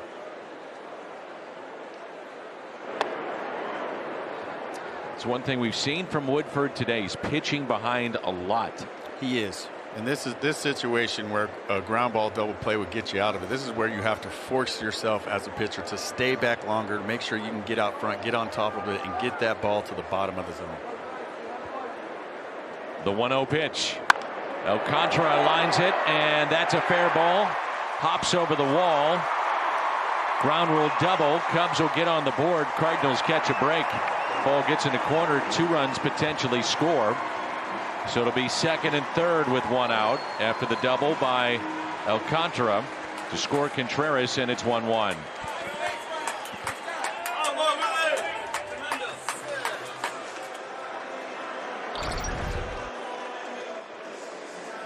Tried to backdoor him with the curveball there. He just left it up. Didn't get it down in the bottom of the zone.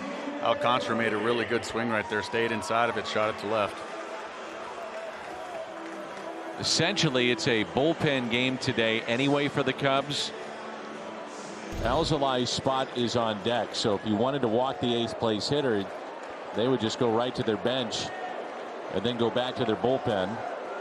And then you'd have to deal with the top of the lineup in Ortega. So we'll see how the Cardinals want to approach it here with Jake Woodford, runners at second and third, and Bodie at the plate. Hit by a pitch his first time up. Fastball and a strike. I'll tell you what, he didn't dive near as much as he did in that first at bat. That first at bat, when he got hit, he was really diving to Looked like he was looking for something on the outside corner, possibly off the plate. But he held true right there. You could see his stride. He was not trying to dive to the outside corner. The 0-1 pitch. And a fly ball out to right. Carlson with the catch. The throw back into the infield. And it's a 2-1 Chicago lead here in the home half of the 4th. Both runners tag up. That brings in Duffy. And Alcantara going to third.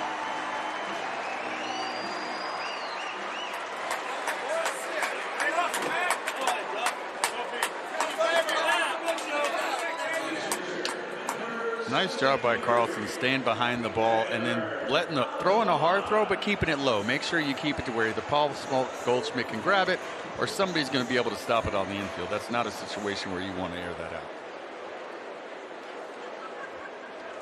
So 2 outs and a runner at third. Alzolai, the second pitcher by the Cubs, used today at the plate.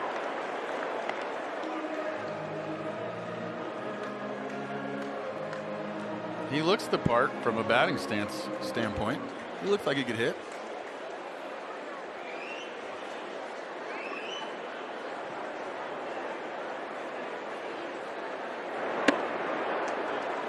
You want to take it back? I said he looks like he can hit. We're going to find out when he swings. You might as well stand up there and look like you're doing something, right? There's looking the part, and then there's, well, can you actually handle the part? That looked like he was standing there and a bee almost hit him in the face, and it was like, oh my God, let me get it away from him. And a swing and a miss, and the first strikeout for Woodford today. Cubs pick up a pair and a lead. We move to the 5th, and it's 2-1. Through the 29th. Cardinals Hall of Famers will be there. Ray Langford, John Tudor, also alumni Danny Cox and Brian Jordan. And space is limited. Cardinals.com/cruise today. Did you ever take the Cardinals cruise, Hank? I did on accident. Wait a minute. What? Yeah, randomly. It's a good story. So I was down in Florida, had a friend say, hey, let's go on this cruise. I got a bunch of friends going, it'll be fun. I'm like, okay, sure. This was like 3 months in advance. Long story short, I ended up on the cruise. We were walking around and sat down in order to drink, and somebody looked over next to me and he's like, I know who you are. And I was like, yeah, man, no big deal. He goes, well, this is a Cardinals cruise and everybody's going to know who you are. So you go on the cruise, you paid for it, and then you signed all the autographs and took pictures and had fun. Right? And I could have went for free if I'd have just known what exactly. That's funny. So technically, you have been on the Cardinals cruise. So I guess let me rephrase. I don't know if it's the Cardinals cruise, but they were like, there is a lot of people on this cruise from St. Louis. Because I didn't see any other players, so I guess maybe it was for something else. But you could have been like going into the seats when they do the Q&A and ask some questions. It would have been perfect. That would have been fun. The strikeout of Woodford, that's 9 Cardinal strikeouts today. While we have a moment, quick word from Ryan Kelly. The only thing faster than the supersonic golf cart is the 21-day closing guarantee. Only available at thehomeloanexpert.com.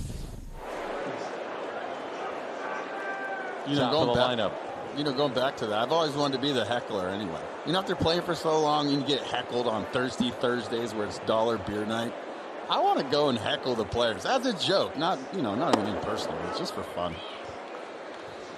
Well, you played in New York, but you were in, on the hometown team at that point. But they can be tough on their hometown guys too. I would imagine going to San Francisco, that's not easy. Probably in center field at Wrigley. Yeah, oh, absolutely. You're hearing it all day. Hearing it all day. San Fran was the toughest. I hit a go-ahead homer once, and I went out and I just gave it back to them a little bit before the inning started, and they let me know that I probably shouldn't leave my hotel that night. And that's the Raiders fans. That's the one time that I was like, you know what? Yeah, I think I'll just stay in the hotel. I don't think I'm going out for dinner. I get it. Well, Tommy Edman 0 for his last 12, and he'd love to change that right here. 2 balls and 1 strike. Reached on an air fly to left, and that pitch fouled back. Teams have been going at Tommy with the fastball up, especially with 2 strikes. And if this series, I feel like it's been a lot of down and away changeups, curveballs that he's rolling over. But he's with 2 strikes. I mean, anybody can look at the numbers and see this, but he'll chase that fastball up in the zone, up out of the zone. And a lot of players do. Look, that's why it's such a big pitch right now in today's game. He's not the only one. Works the count full. Paul Goldschmidt, who is homered, and a long one and a no-doubter is on deck. And even in the 3-2 count here, the shift still stayed all the way to the right side. You have the third baseman in the shortstop position. Other than that, everybody else on the right side of the infield. And Edman strokes it into center, but there to make the play, Rafael Ortega. And there's 2 away. StatCast powered by Google Cloud, the second longest home run that Goldie has hit this year. Longest 470, this one 464. That was a bomb. Ooh. I mean, the camera really has to catch him at the right moment to see a smile. Oh, yeah.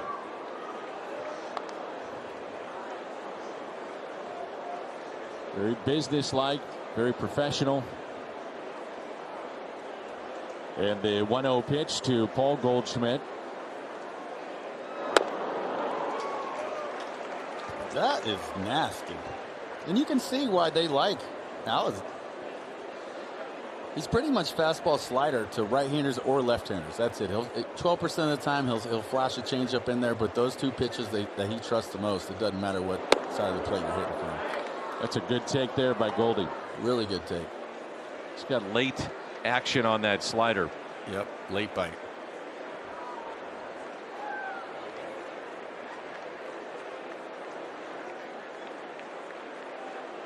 The 2-1. And Goldschmidt lifts it in the air, right field. Ian Happ under it, and he'll make the catch. We are midway through 5 in a 2-1 ball game. 5-4-2-8-6 double play. Tyler O'Neill was there in spirit. Paul DeYoung told me this. Textbook by Bader to get there.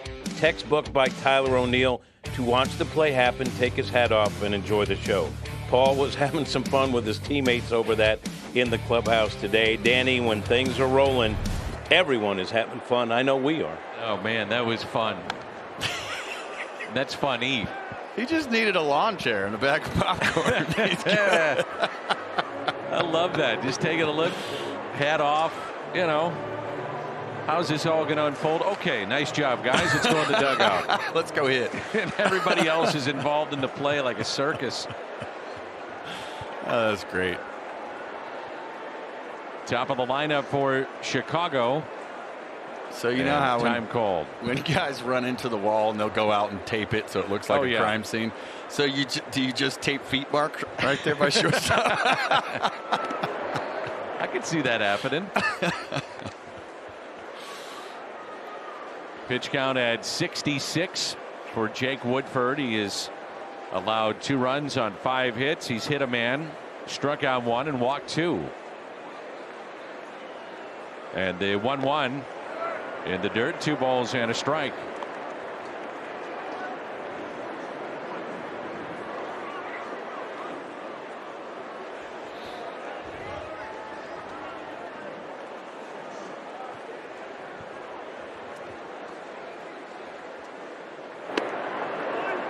Evens it up at 2-2.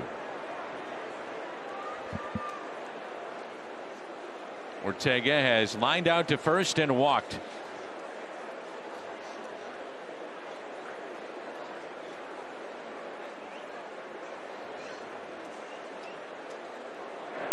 Breaking ball hit the other way, and he beats the shift with a base hit. On base for the second time today.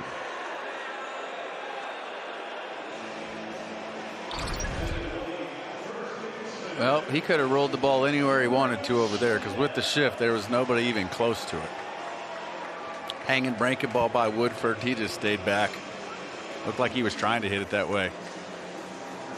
Well, the Cardinals have turned a pair of double plays in this ball game.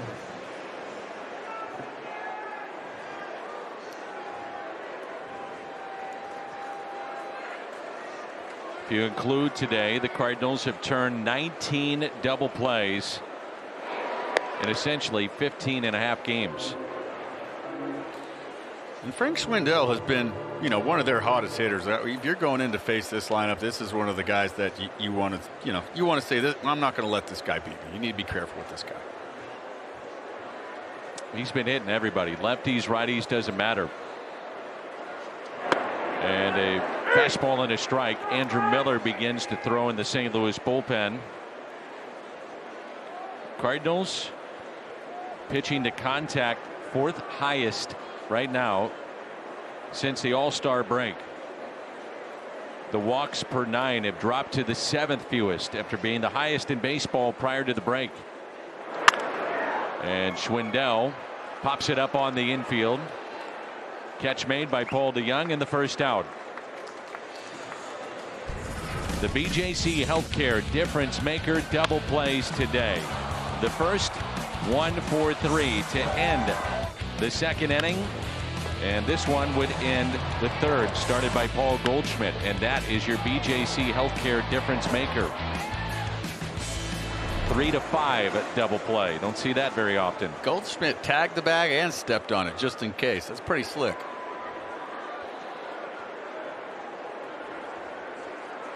I don't know about you, partner, but I've seen a lot of big swings today from both sides. A lot of guys getting big with that wind blowing up. Yeah. First pitch catches the inside corner on Ian Happ, who is 0 for 2. Tied his career highs in home runs yesterday. 24 home runs hit by Happ. And the 0-1 pitch on its way. A little bit high. So he's got 13 of those 24 since the middle of August.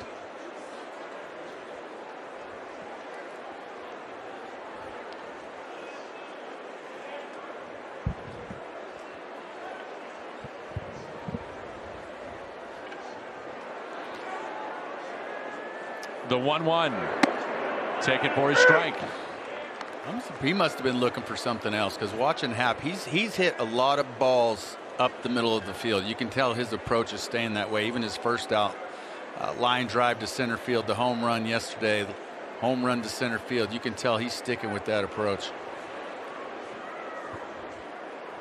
The 1-2. Jammed him, popped up, backing up. Nolan Arenado. Boy, that's a really good pitch. Yes, it is. That's exactly what I was just talking about. Guys trying to stay up the middle. A lot of times with 2 strikes, that's what guys are trying to do anyway. So if you can get that ball up and in, you're going to jam them, because they're trying to protect the other side of the plate, everything else.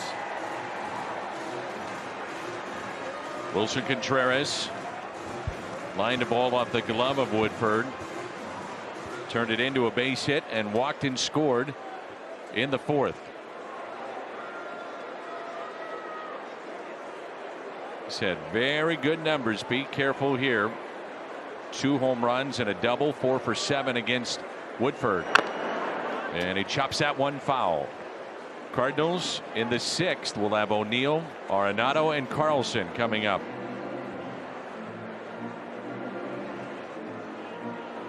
During this winning streak, the Cardinals, including today, now with 30 home runs. Contreras with a pretty big swing right there also, and he's been pretty good about not doing that. And Contreras pops it up. Where's Carlson? Here he comes. Oh, and he made the catch sliding. The wind playing tricks with it. Maybe he didn't pick it up off the bat. Regardless, the catch. O'Neill, Arenado, Carlson coming up.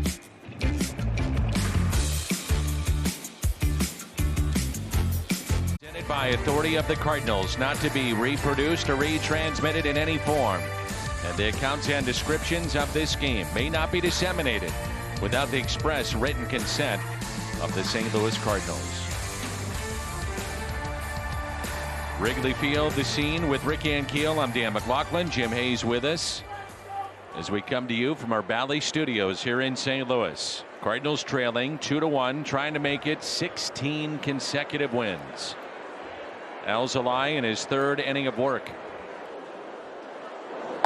And a fastball up and in to Tyler O'Neill.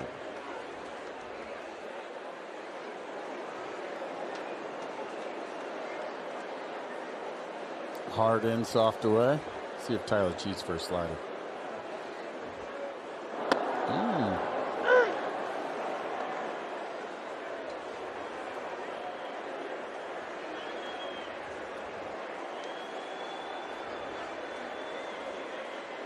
One ball and one strike.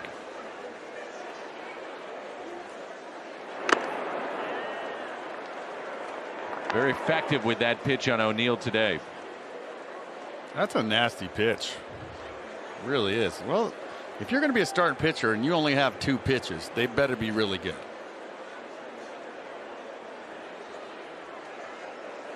The 1-2 just off the plate.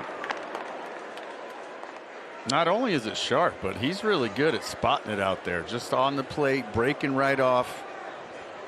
You can see why they like him.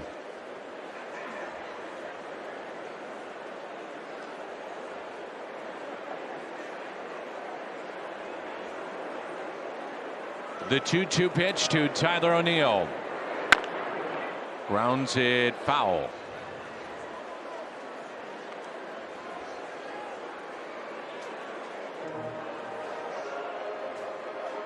With as much movement he has as that fastball, and as well as he throws that slider on the outside part of the plate, I'm surprised that he doesn't throw the comeback sinker more often that starts off the plate in the left-hander's batter's box and runs back to the corner away. The 2-2. And O'Neill hits it the other way against the shift. Leadoff man is aboard, his second hit in this game. We'll take what they'll give you. And that's the pitch that I'm talking about. But start it off, way off the plate, where it's barely coming back to the inside corner. And maybe that's what he was trying to do with it.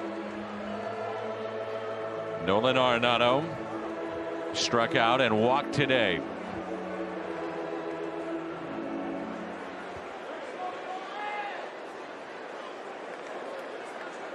Well, feels like Arenado hasn't really been hitting with many people on base lately because O'Neill keeps clearing them, so he's got to be licking his chops finally.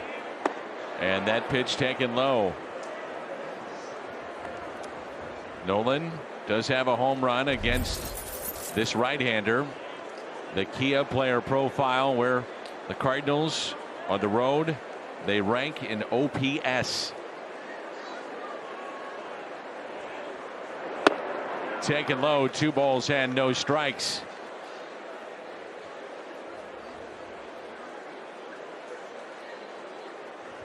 Does he challenge him with a fastball on the 2-0 count?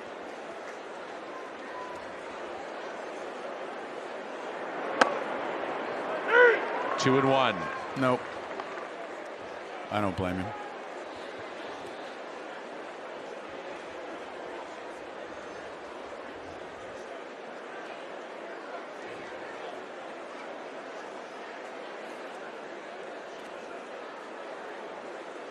A check on O'Neill, back in safely.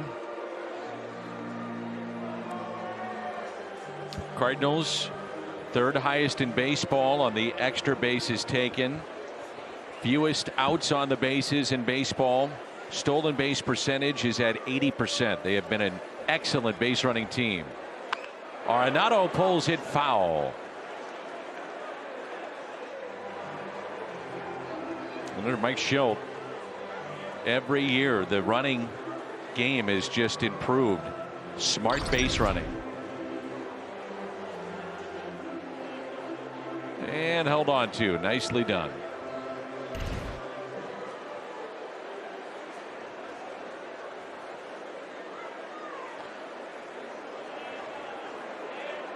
Two balls, two strikes on Nolan Arenado.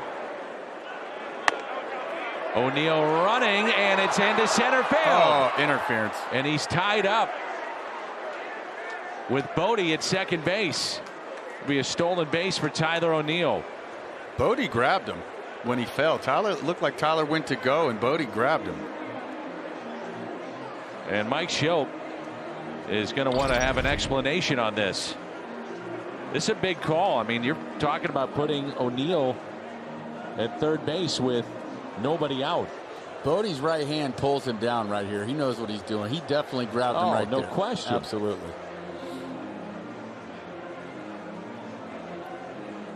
10-yard penalty. First down. Wow.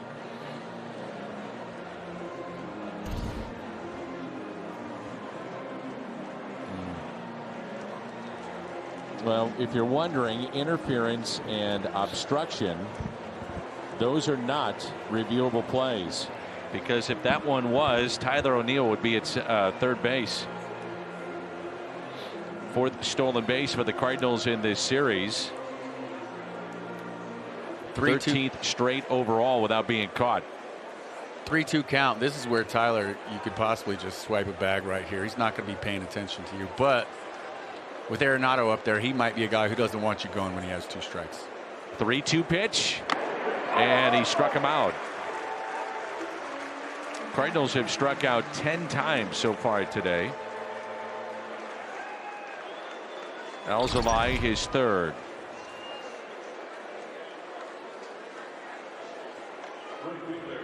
That's a big non-call not to have O'Neill at third base. Absolutely.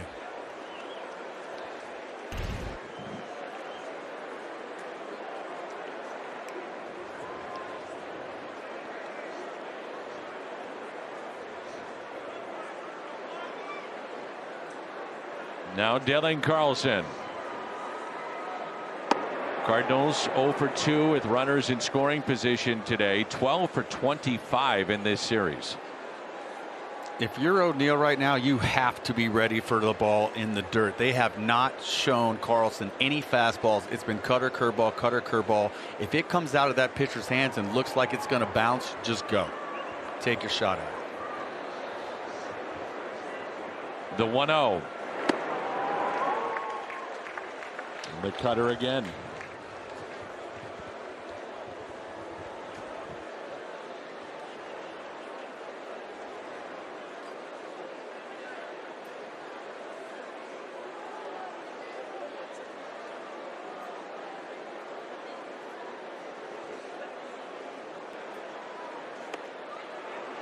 Check swing did not go. 2-1. Again, same pitch. That was what he was rung up with back in the third. Yep.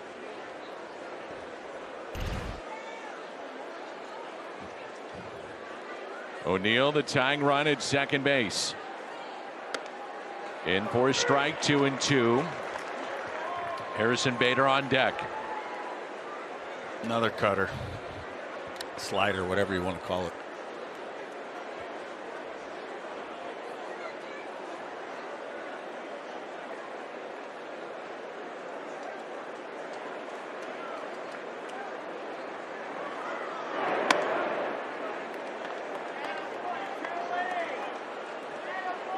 Well, if Carlson can bring in O'Neill, that would give him 60 runs batted in. That would be the most ever by a Cardinals rookie switch hitter. Tied with Ripper Collins. Fouled back. When you watch his body language, it's easy to forget just how young he is. 22. Yep. Very calm. Makes a lot of the little plays. It was just a week ago he had that tremendous catch and the ball up against the wall off the bat of Machado. First pitch of the game. He hasn't seen a fastball today yet. 3-2. And Carlson finally got one and hits it on the roof. Maybe that's why. 96 up and in, and he pulled it out of the stadium foul. Talk about quick hands. That's the first fastball he's seen all day and got barreled to it easily. Might not even been a strike. Alzolay with pitch number 43 coming up here. O'Neill at second in a 2-1 game. Long look, now time called. Tyler O'Neill, by the way, 5th Cardinal with 30 or more home runs, 14 or more stolen bases.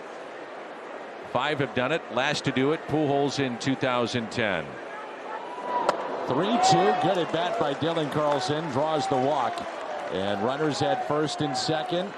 And it brings in Harrison Bader. And for once, Bader has been quiet in this series. He is 0 for 2 today with a pair of strikeouts. But he could change that in this at bat.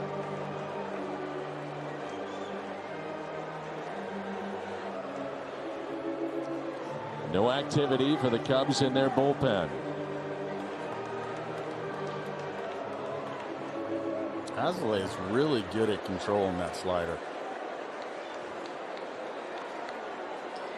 Bader's seen a steady diet of those today.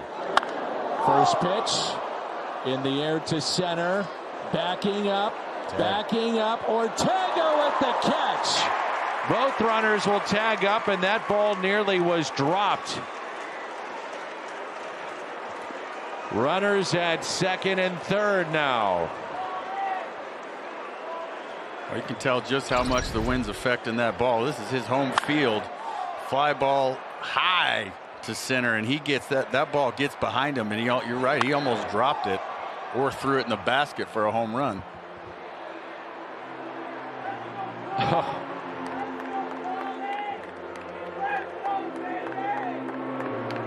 That's a bad feeling as an outfielder when you get caught in a position like that. Oh boy. And now it'll bring in DeYoung, who has struck out and also grounded out this year at Wrigley. 7 for 25, and of those 7 hits, 5 have been home runs.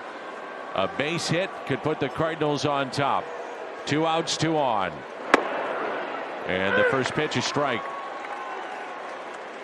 Well, he crushed that first pitch fastball yesterday for a home run. I'd imagine it's going to be a steady diet of sliders.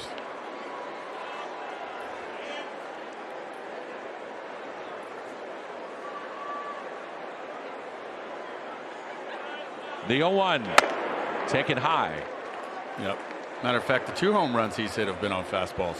So a fastball for a strike right here. Maybe if they try to tie him up in, they're not going to want to let him get extended with that wind blowing out.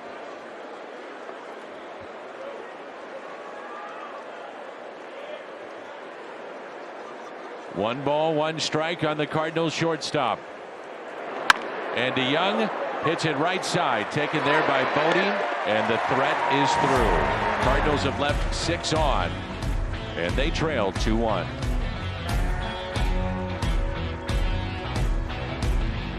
They are 5 back for that second wild card spot of St. Louis. To lead off the game, Cole Tucker off the foul pole down the right field line, and the Pirates have a 5-0 lead, and that is in the bottom of the 8th.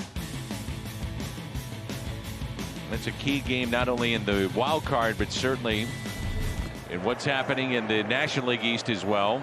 Phillies are 5 back in the wild card, and Cincinnati 6 back of St. Louis. And we're underway here in the home half of the 6th.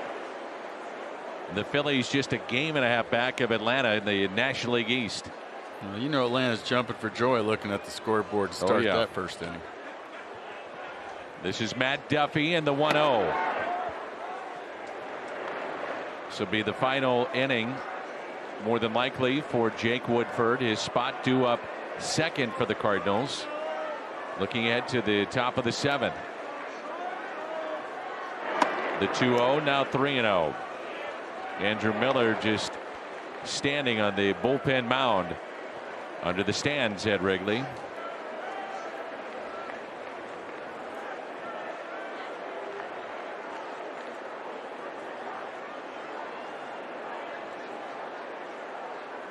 The 3-0. 3-1. He'll let you know. Home plate umpire Bill Miller.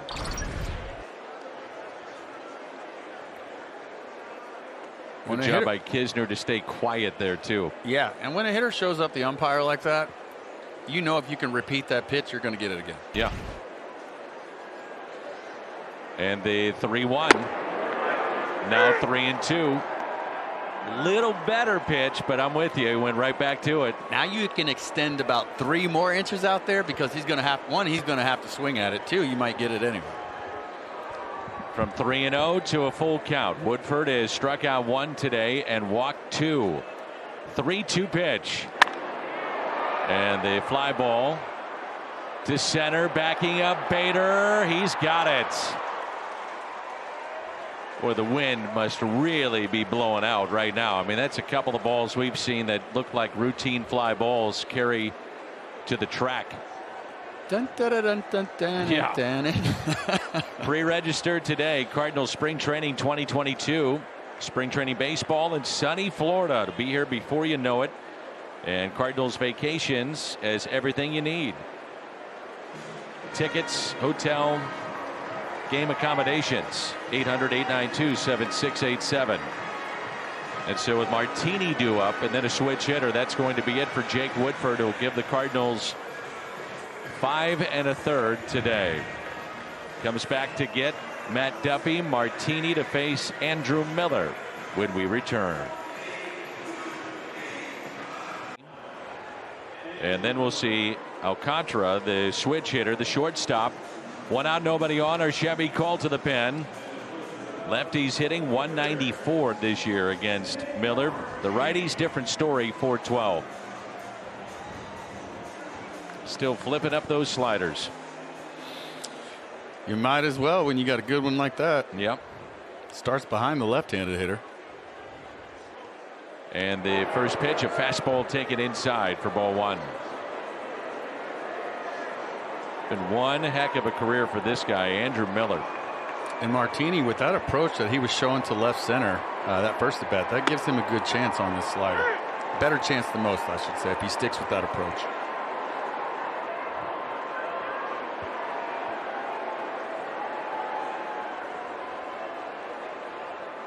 The 1-1. 1 ball, 2 strikes. If I faced Andrew Miller, I'm getting, as a lefty, I'm getting right on top of the plate. If you want to throw it in, it hits me, but I'm taking the outside corner away from you. That breaking pitch that breaks over the outer half now becomes a homer pitch for me. Carved him up and a strikeout. You bring up a great point. Don't see a lot of lefties do that, and you know you're going to see that slider. Absolutely, and that's the one you want to take away from him. So once I get up on the plate and I'm standing right on it, if I feel like the ball's going to be away from me, it's going to be a ball. So I don't have to go out there and try to chase it. Sergio Alcantara had the ground rule double that picked up a run back in the 4th. And a fastball taken inside. Alcantara, this is why you make the move. He's 169 against left-handed pitching this year. And the grounder hit to DeYoung. Good work by Andrew Miller. It's the final 2 outs in the bottom of the 6th. Kisner, Miller's spot, Edman coming up. Ball on Valley Sports Midwest, brought to you by St. Louis Children's and Washington University Physicians, doing what's right for kids. And by Budweiser. This Bud's for you. Kisner to lead it off for the Cardinals. Cody Whitley throwing for St. Louis in the bullpen.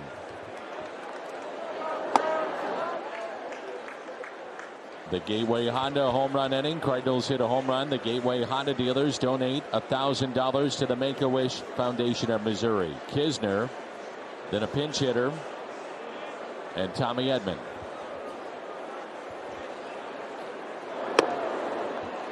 Matt Carpenter has moved to the on-deck circle. A crowd at Wrigley today of 26,547. 2-6-5-4-7. Kisner is grounded to third, was robbed by Duffy, and also grounded out to short. And the 0-2 pitch.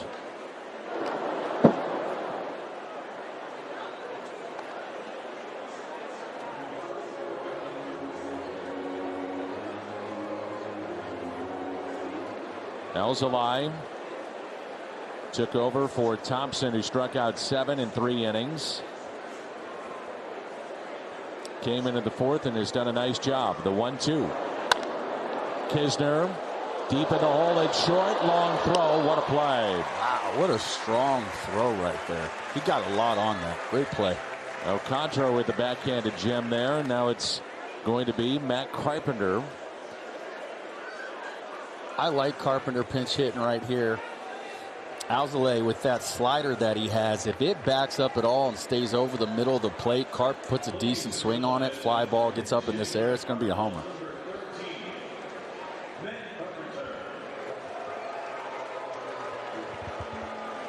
They do have a lefty throwing in their pen. That's Adam Morgan, who was beat up by the Cardinals in game number 2 of the doubleheader.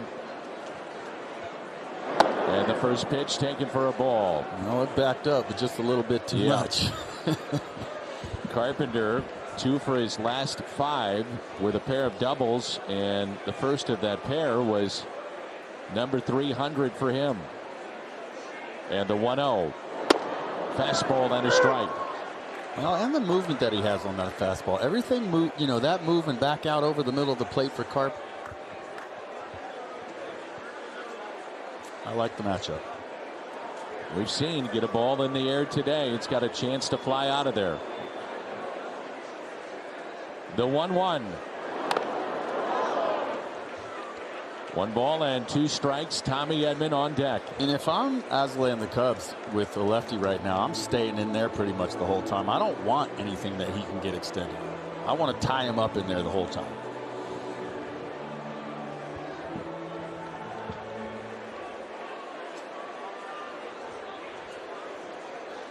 Shift on the right side of the infield. Exaggerated shift with 2 strikes. And the 1-2. Carpenter pulls it on the ground. Right side, Bodie, 2 away. While we have a moment, quick word from Great Southern Bank. Our customers rely on us for trusted guidance and support every day. We're honored that they've rated us the #1 bank in America according to Forbes. To find out why, visit us today.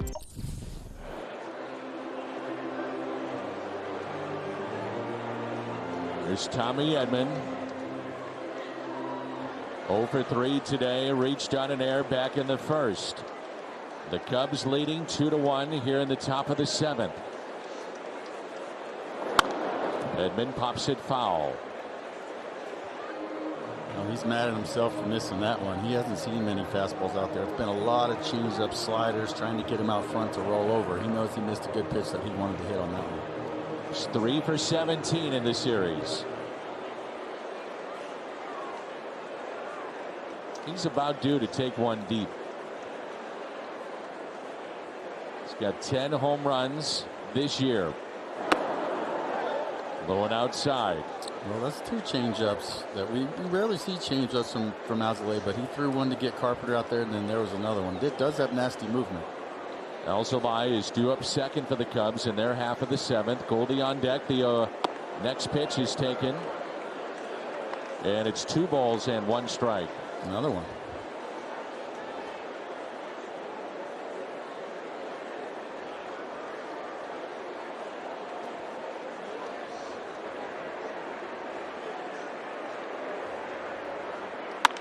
Edman, base hit into center. And it brings in Paul Goldschmidt. The tying run is on again. That snaps an 0 for 13 for Tommy. Trying to sneak cheese past the rat. Another fastball out there. He wasn't going to miss that one. A little bit off the end of the bat, but still great swing. Well, I would think you got to go to a fresh arm to face Goldschmidt. We'll see. And indeed, that will be the case. Alzolay gives them 59 pitches. The final home game for the Cubs this year, waving to the crowd. Nice gesture. 2-1 as we step aside. 69 Blues games on Bally Sports Midwest this season, and tomorrow night at 7, Blues and Stars preseason. You can see that only on Bally Sports app and ballysports.com. Efros to face Paul Goldschmidt, who homered with 2 outs, a solo home run back in the third to account for the only run for St. Louis in this game. Tommy Edman, your runner at first base, and the Cardinals down 2-1. This is his 3rd appearance in this series. Pitched game 2 of the doubleheader, and yesterday the Chevy called to the pen.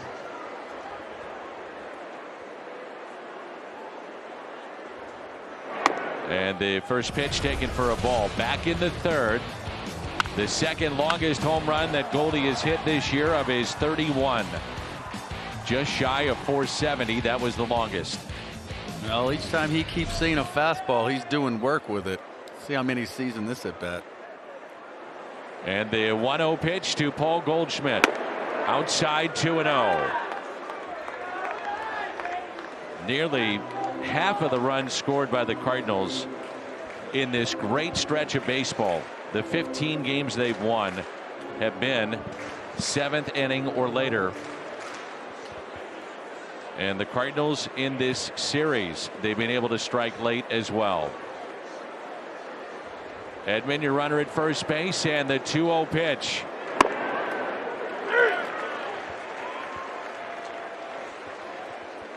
Slider.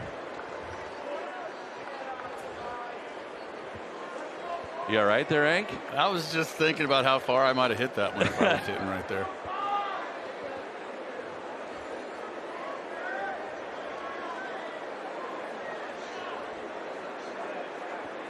The 2-1 instead of check on Tommy Edman, who has stolen 9 straight without being caught, 28 on the year.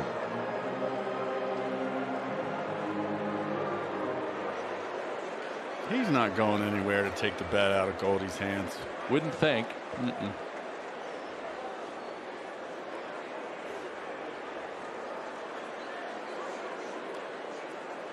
They want to go in. The 2-1 pitch, and they hit him. It puts Edman in scoring position, and it brings in Tyler O'Neill. Runners at first and second. O'Neill has singled to left. He's singled to right, and he's stolen a base today. Well, Efros struck Tyler O'Neill out earlier in this series with a hanging slider, and when I watched it, I just thought it was a case of I think Tyler was looking for a fastball, and then he thought better of it when he struck out. You could see him tapping his helmet. I don't think he's going to miss a hanging slider this at bat. He is driven in 20 in the last 12 and looks at a fastball and a strike. Can the Cardinals somehow tie it up or maybe even take the lead? It's getting late at Wrigley.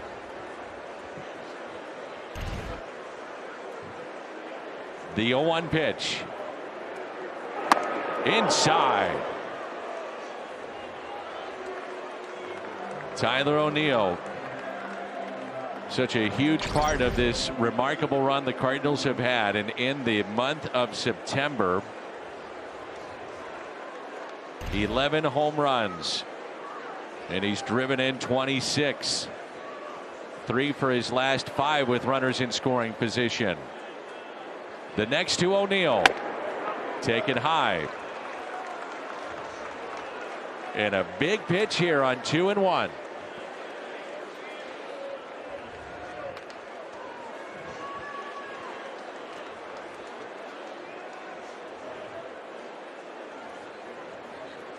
Throw that backup spinner that you hang sometimes. The 2-1 pitch. O'Neill softly to short. Alcantara makes the play. And the Cardinals have left 8 on in this game. Time to stretch. And it's 2-1.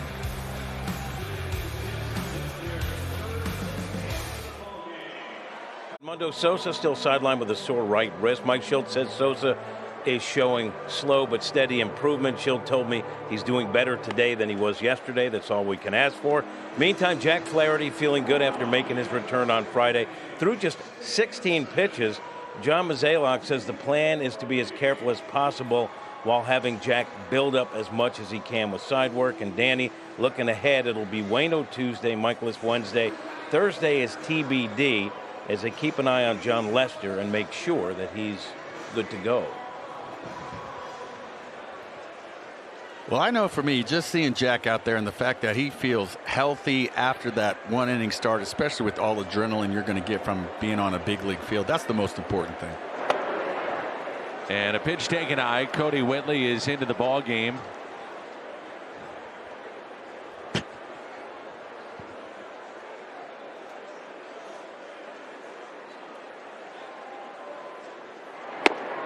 And a changeup low to Bodie.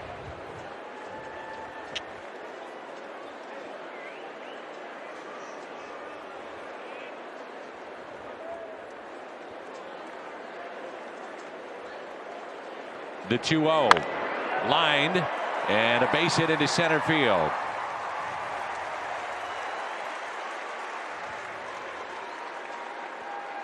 So leadoff hit for Bodie, who has an RBI in the ball game today.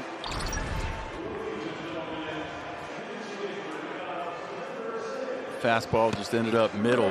Good swing by Bodie. We'll see a pinch hitter here for Efros. Cubs will go back to their bullpen in the 8th inning.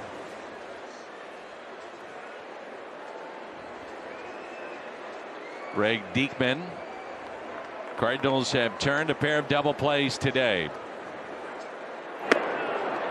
It's a good changeup that will neutralize righties and the lefties. It's really an effective pitch against the lefties.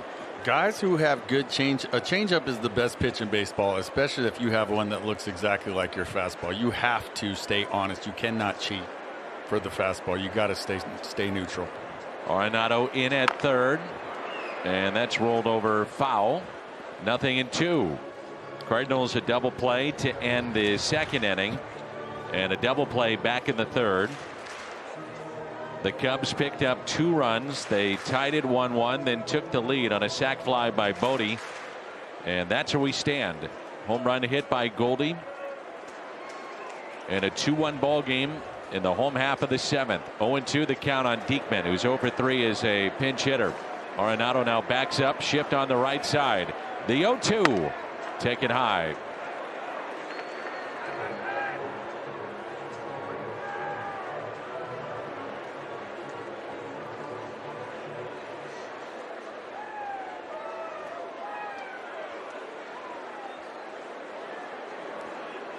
Short lead at first. 1 ball, 2 strikes. And he struck him out. 96. And that's what the changeups will do for you. He gets the changeups earlier in the count. He can't just cheat for the fastball. That's a fastball that's pretty much middle on the outer half. But he just swings right through it. That's because you have to respect that changeup. It's a 3rd strikeout recorded by Cardinal pitching. Woodford struck out 1 in 5 1/3, gave up the 2 runs. Andrew Miller, 2/3 of an inning, recorded a strikeout in the 1st for Whitley, and now it's Rafael Ortega. And a fastball taken high. Ortega is lined out to Goldschmidt. Really good play early on in the ball game. Walked in the 3rd. Erased on a double play, and then a base hit to left. Here's a 1-0. Whitley has emerged as a weapon now coming out of the bullpen. For the longest time, it was Cabrera or Reyes. Gallegos, and they were looking for others to step up, and down the stretch certainly that has happened here with Cody Whitley. A 2-0 changeup in for a strike. Nice pitch.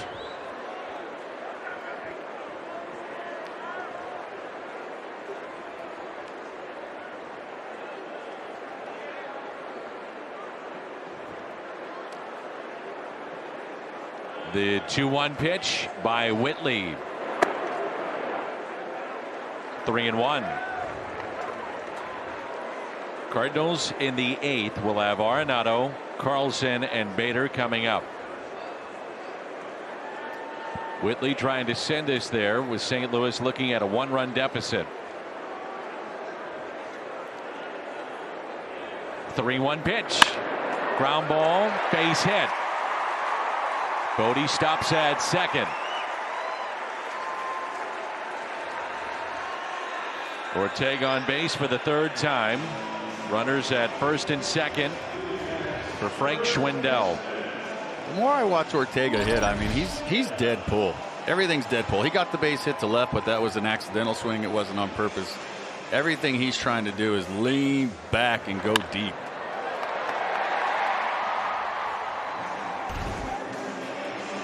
No one throwing in the St. Louis bullpen. Schwindel, a base hit to center, fly to center, and also popped out to short, hitting .347 with runners in scoring position.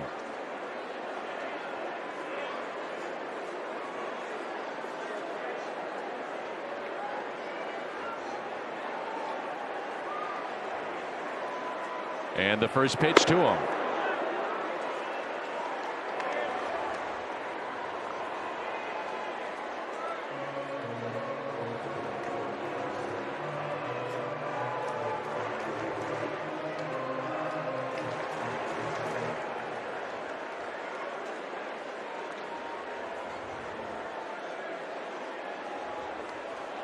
First and second for the Cubs. 0-1 pitch. Good spot. 1-1.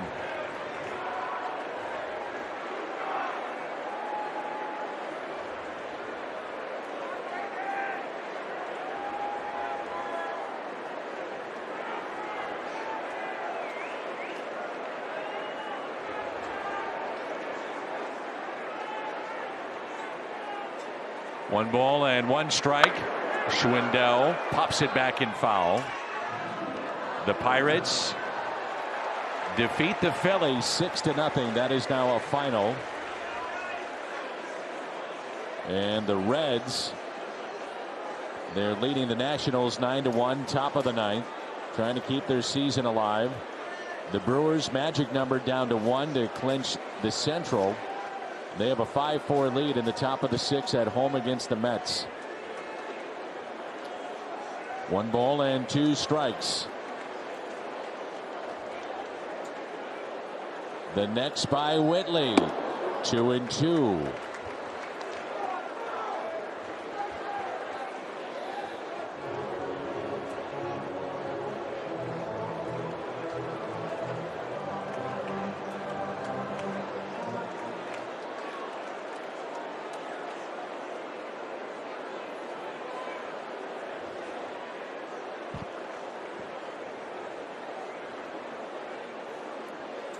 The 2-2. He got him. It's a strikeout of Schwindel as he chased a ball low. And that is a big out. And it brings in Happ. Beautiful changeup down in the zone. Early started with the sliders out, slider out, busted him in with the fastball. The changeup there, that's got different spin to it. Schwindel getting ready just in case it was a low fastball. Could not hold up. Happ is hitless today, 0 for 3. Fly to center, grounded into a 3-5 double play to end the 3rd, and popped out to 3rd. 309 the average with runners in scoring position. 2 outs and 2 on. Good fastball up. 96. Really good fastball. Talked about this before, but Happ's approach seems to be up the middle the other way. Bust him up and in to keep him honest.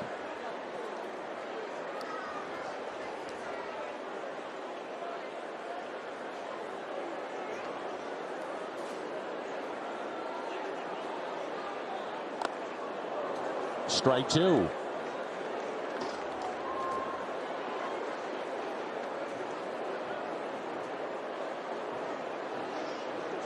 No balls, 2 strikes. He's got that good changeup. Hap probably knows it's coming. Maybe everybody knows it's coming. But because you just went up and in twice, you have to take a shot at it right now with the change. Down out of the zone.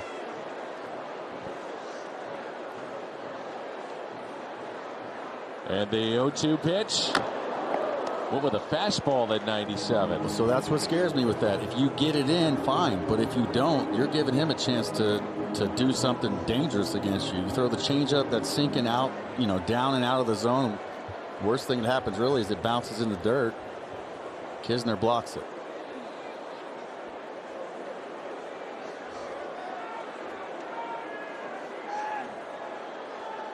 And the 0-2 pitch. Whitley to Hap.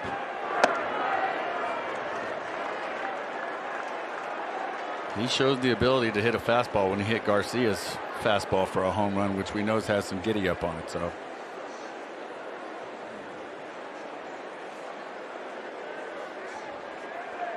One ball and 2 strikes. Bodie, your runner at second base.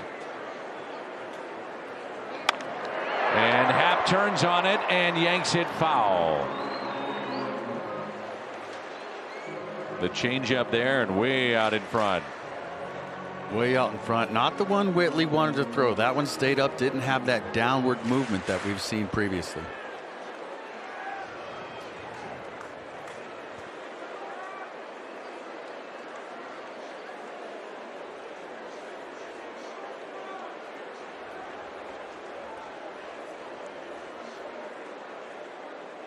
Another 1-2 pitch. Cody Whitley to Hap. 2-2. His body's just getting a little bit quick out in front. Didn't keep the weight back to where he could finish that out front. Really extend and get it down in the zone.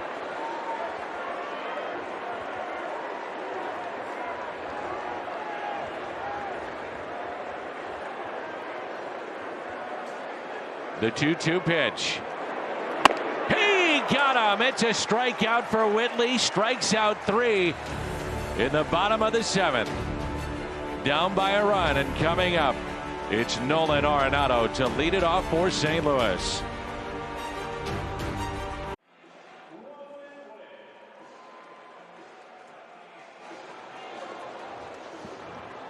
This year you can get 100% MLB verified tickets easier than ever. StubHub, the official partner of the Cardinals, and they offer the widest selection of seats and prices. Even look up your seat view before you purchase. Tickets available on StubHub up until the first pitch. And our Chevy Cole to the pen takes us to Rowan Wick, former position player in the Cardinals minor league system. Last 2 appearances, 2 innings, no hits, couple of strikeouts, a hard thrower. And it's Arenado, Carlson, and Bader. Redbirds down by a run. And the first pitch at 96 for a strike. Nolan has struck out twice today and walked. Cardinals return home Tuesday night. What should be some electric crowds at Busch. 0-2 the count. And some seats remain for the remaining games against these Cubs and Milwaukee. It kicks off with Adam Wainwright pitching. That's always a treat on Tuesday night. The 0-2. And that's bounced foul.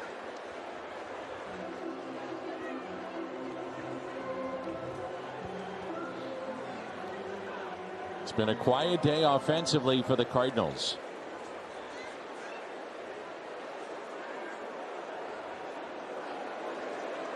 And the 0-2. Fastball. Lineup has seen 10 strikeouts, 5 hits, and 1 run. The Goldschmidt homer to center.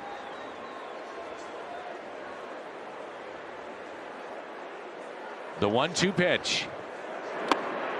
Now 2-2. Great job of Nolan bringing himself back into this count.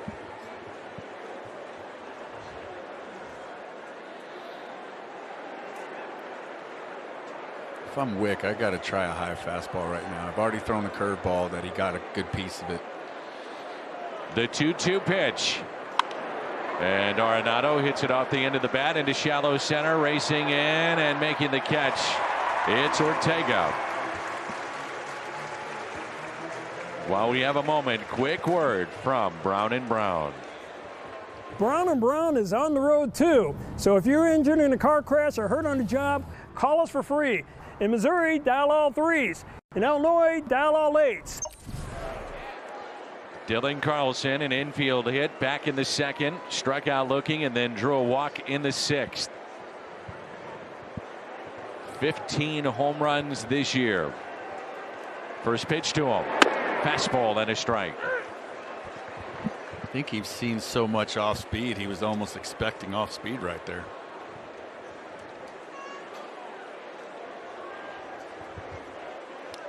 First 3 games of the series, Cardinals a total of 9 strikeouts, but 10 today.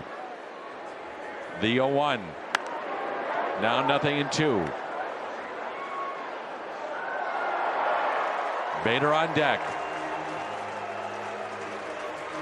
That fan apparently with a nice catch and a souvenir.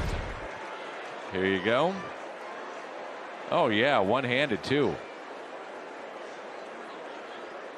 Are you allowed to catch a foul ball when you got a Cub credential on, or you got to let the fans catch it? Well, you got to give it away. That's what you do. You find the kid. I guess you're allowed to do that, but then you find the kid and you make somebody's day. Good point.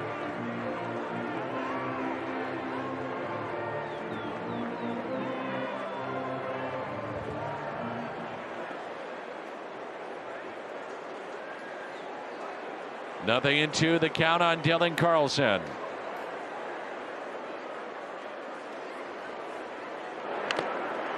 Just got a piece.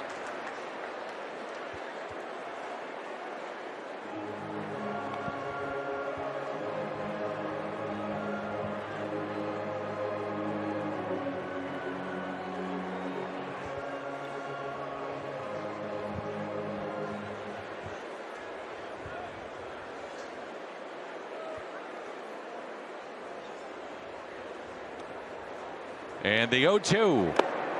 1 ball and 2 strikes.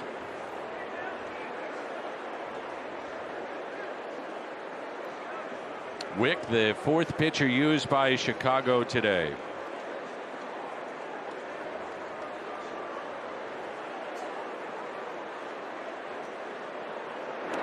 Two and two. Thompson started, went 3 innings, 3 hits, gave up the home run to Goldschmidt, but struck out 7 in 3. Alzolay went 3 2/3. Efros came in with 2 on and 1 out. That was in the 7th. And now Wick here in the 8th.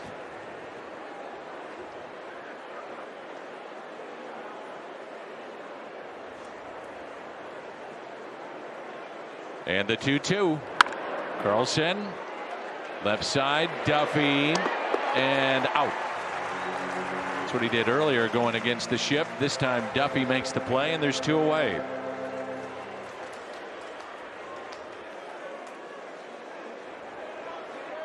Harrison Bader struck out twice and flied to deep center.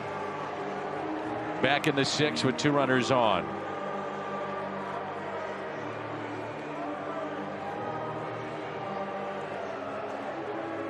Bader 0 for 1 head-to-head against Wick.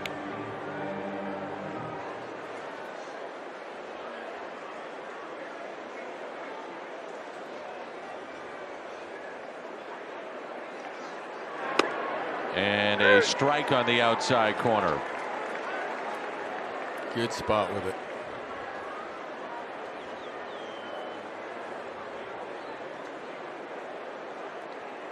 The 0-1. Bader hits it out to deep left. Late inning magic again. We're tied 2-2. He did it. And we're tied with 2 outs in the bottom of the 8th. Harrison Bader launches number 15.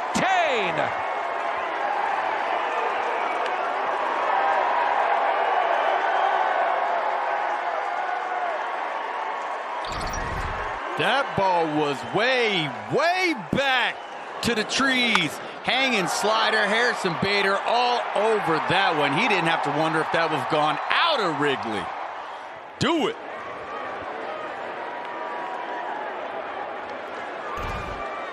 Another great moment in this run.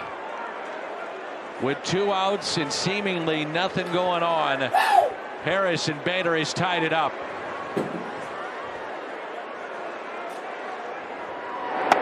And that pitch up and into DeYoung.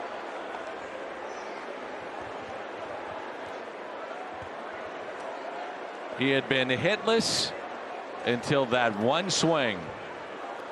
And now DeYoung, who's 0 for 3 today. And DeYoung sends a fly ball out to left. Going out, Alcantara to make the catch. Harrison Bader. Another great moment, a magical moment in the run of 21. He's tied it up late against Chicago. It's 2-2.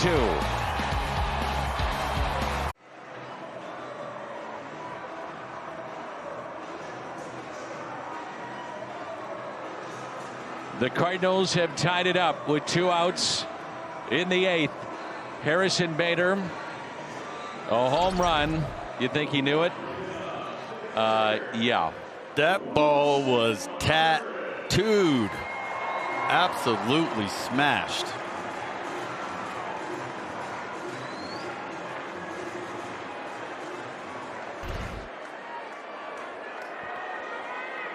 Now we move to the bottom of the 8th, and Wilson Contreras showing bunt and takes a pitch inside. Second inning for Cody Whitley.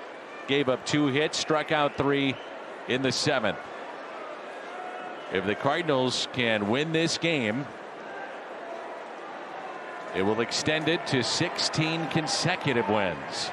And the 1-0. There's not a chance in the world he bunts. Tied 2-2 in the 8th inning. He's got as much power as anybody on that team with the wind blowing out.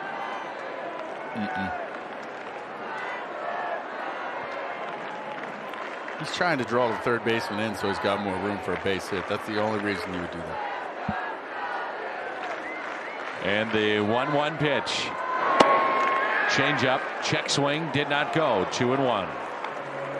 Contreras lined a single off the glove of Woodford back in the 1st. Walked and scored in the 4th, and then a sliding catch by Dylan Carlson in right.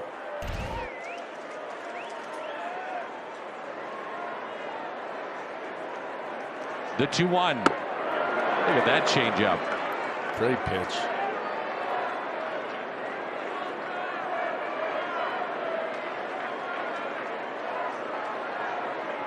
And as a hitter, you just took the nasty one that's below the zone. So you think, you know what, they're not going to throw me that one. I just took the nastiest one you got. The 2-2 out of play.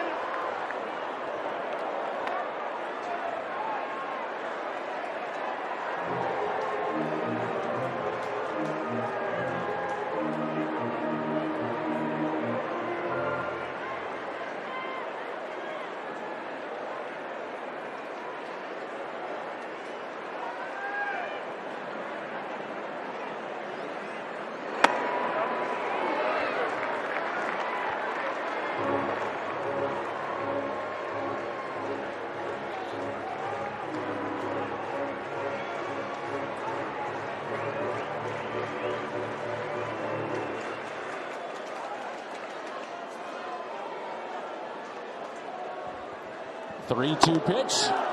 4 strikeouts for Whitley.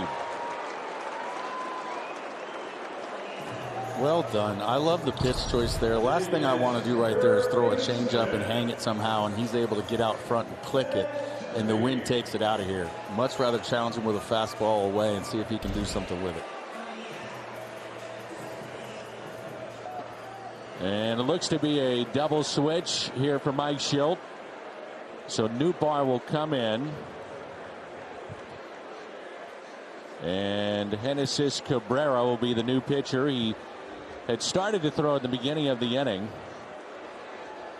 And 1 out here in the 8th inning. And that'll be it for Whitley. But a job well done. Inning in the 3rd of scoreless baseball And Cabrera coming in a 2-2 game.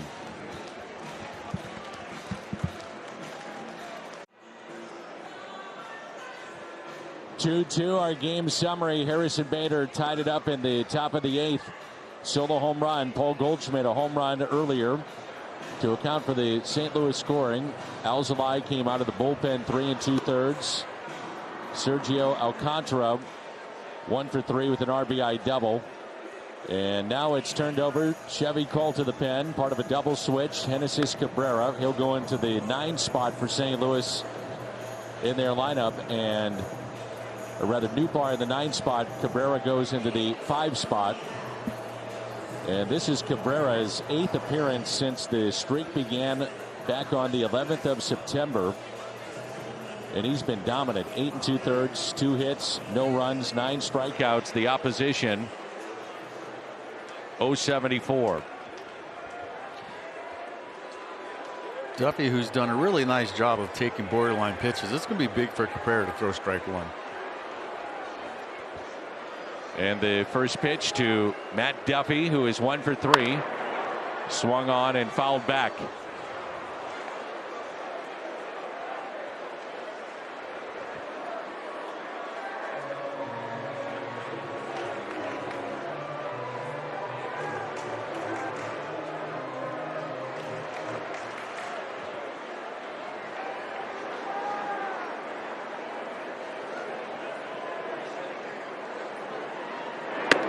Fastball outside. Cardinals in the 9th inning will have Kisner, Newbar, and Edman.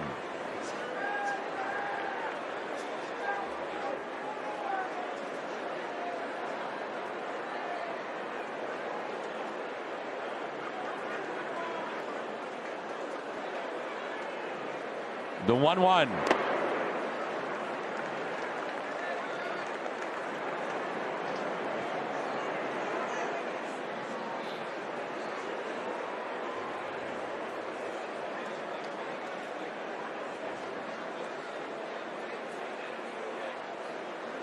Cody Hoyer, right-hander, getting loose for Chicago in their bullpen. The 2-1 pitch to Duffy. Hit out of play. Hank, how would you explain the fact that lefties are hitting better than right-handers against Cabrera almost by 100 points? 264 the lefties and the righties 184. Well, when you look at it, you would think no way, right? But the only way that makes sense to me is that he can't control that fastball on the inside corner to a lefty for a strike. So therefore, lefties can cheat, look for the ball out over that allows them to get to the breaking ball. They can't just spin out for a fastball in for a strike.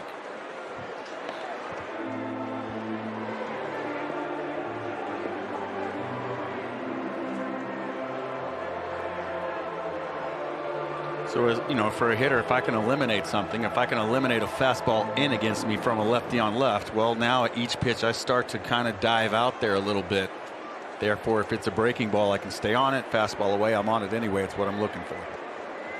And the 2-2 pitch by Cabrera.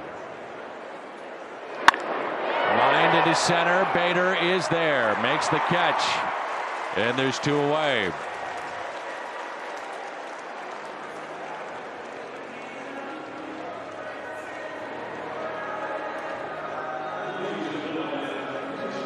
This will be Trace Thompson, the pinch hitter. Pinch hitting for Martini.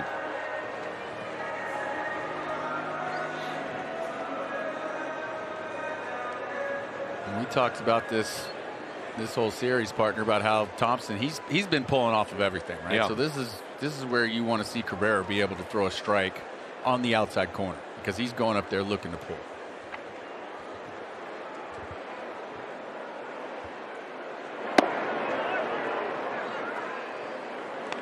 Where was that?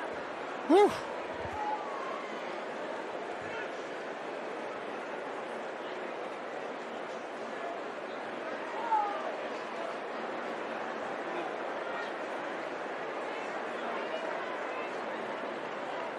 Thompson 0 for his last 13 with 8 strikeouts, and that's a good example of what you picked up on all series with Thompson, pulling off a lot of pitches, staying away.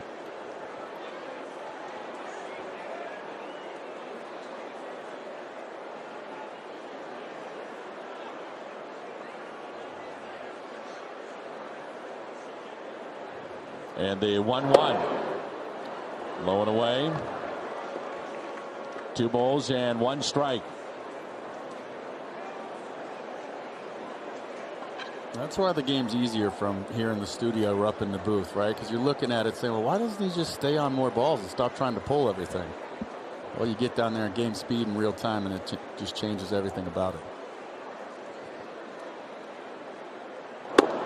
Fastball and a strike, 2-2.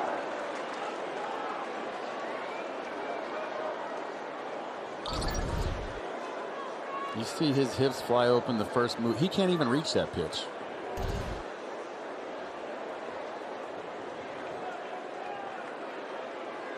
Bader tied it in the top of the 8th. Cabrera trying to send us to the 9th. The 2-2. A little bit low at 99. Again, the Cardinals will have Kisner, Nootbaar, Edman looking ahead to the 9th inning. And that's why you see the Cardinals attacking him here. They're not even bothering trying to go to the inside part of the plate. There's no reason to it. He can't reach the ball away. If he does, he's not going to do anything with it. Maybe hit a flare off the end of the bat. And the 3-2 pitch to Thompson by Cabrera. Just off the plate. And a 2-out walk. Cubs have received 3 walks today. And the batter will be Sergio Alcantara. Grounded into the shift. Hit a ground rule double. That scored a run. The first run for the Cubs back in the 4th. They would add another with a sac fly to make it 2-1. Bader tied it up. And he's also grounded out to short. Runner at first, the go-ahead run in Thompson.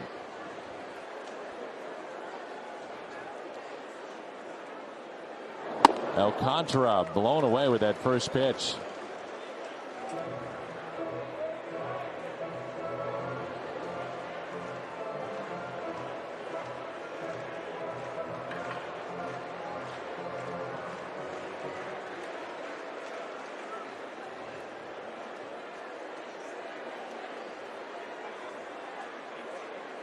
And the 0-1 by Cabrera.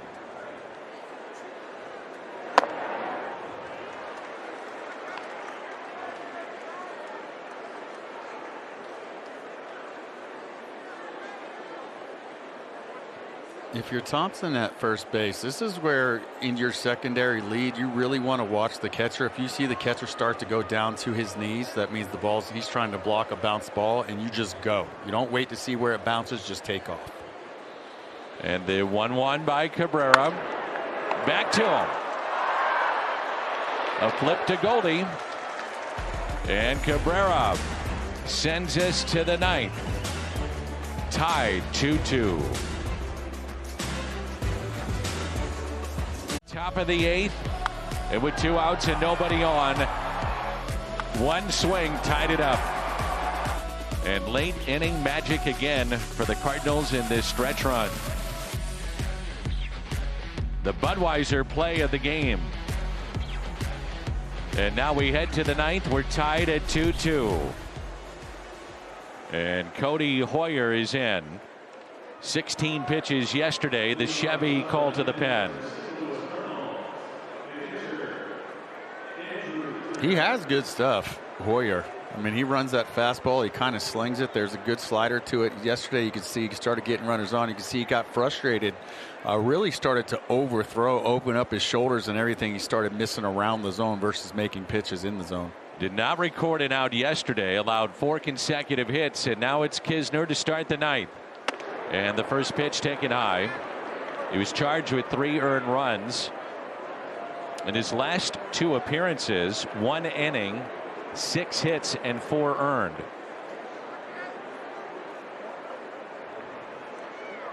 Kisner is hitless today, 0 for 3.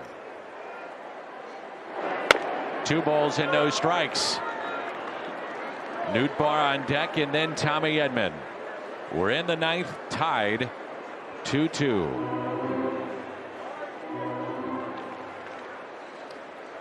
For nobody being on base, to me, he really just seems like he's rushing that windup, almost like he's trying to use a slide step, like somebody's trying to steal on him. 3-0.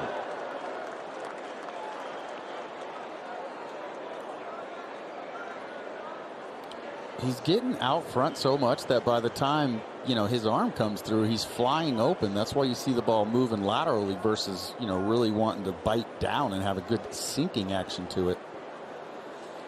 And the 3-0 delivery to Kisner. He walked him on 4 straight to start the 9th.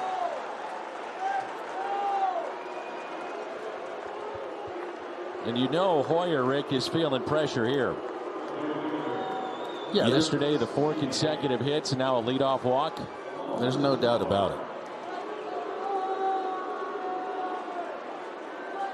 And the hitters can feed off of that too. You can see the body language in him. He's frustrated already. The hitters know that. That starts to give you confidence subconsciously, whether you notice it or not. Well, they'll shift here. Third baseman is Duffy. Even with the bag well off the line. See if the Cardinals want to bunt. Nootbaar does. Gets it down. It's a beauty. He may beat it out. It's a base hit. And the ball gets away. Kisner will stay at second base. And the chance of Newt at Wrigley. Newt. Well, beautiful job getting the bunt down right there. He didn't try to rush it. Didn't try to make it a drag bunt. It was a curveball. He stayed in there perfectly. Perfect bunt to the third base side and ends up getting a base hit out of it.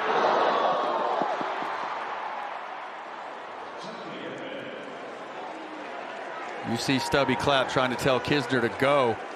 We can't see the full screen there, but not sure if Kisner got a look at the throw and knew that it bounced away far enough. Here you go. Just didn't want to take a chance. Yep. 2 runners on. Tommy Edman in a 2-2 game. And strike 1. Edman singled to center his last time up.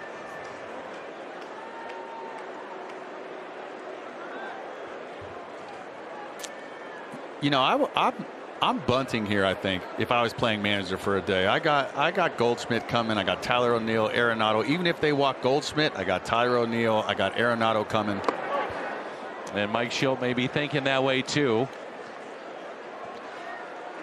I mean, it's then pick your poison. Do you pitch to Goldie, or do you walk him, put him at first, and let O'Neill do some damage? We'll see. 1 ball and 1 strike.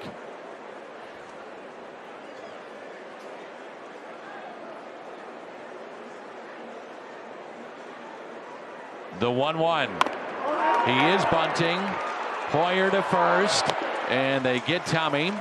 So decision time now if you're David Ross, with runners at second and third and just 1 down.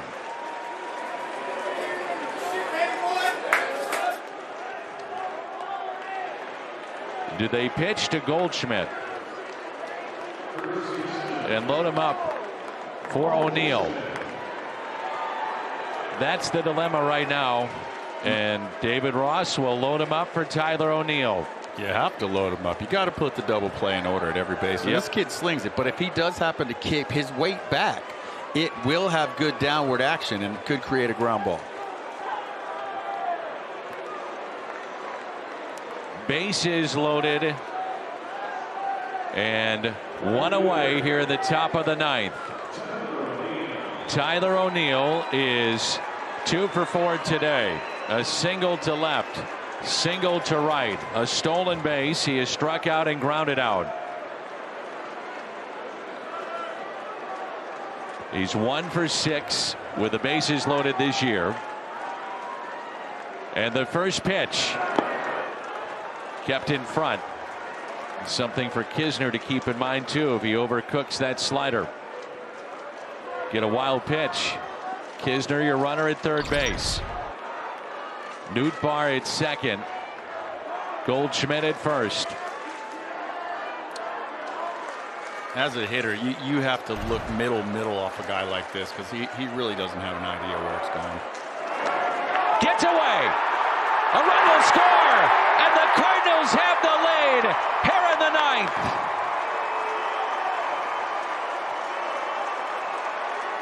Nice call, partner. You just said it. Hooer, who's feeling the pressure, hasn't been able to get many outs. Up there, just yanked that slider. Kisner was ready for it. He's watching Contreras. You see Contreras start to lean over and miss it, and he was gone right away. Overcooked the slider. Wild pitch. Kisner scores the go-ahead run, and it's 3-2. Runners at second and third now. And the 2-0 to Tyler O'Neill. 2-1. And that's what I mean. He just doesn't really have good command in the strike zone. So for me, if I'm the hitter, I am looking dead red, middle. Anything outside of that, I want to take until I have to swing at it. Infield in, 2-1, 2-2.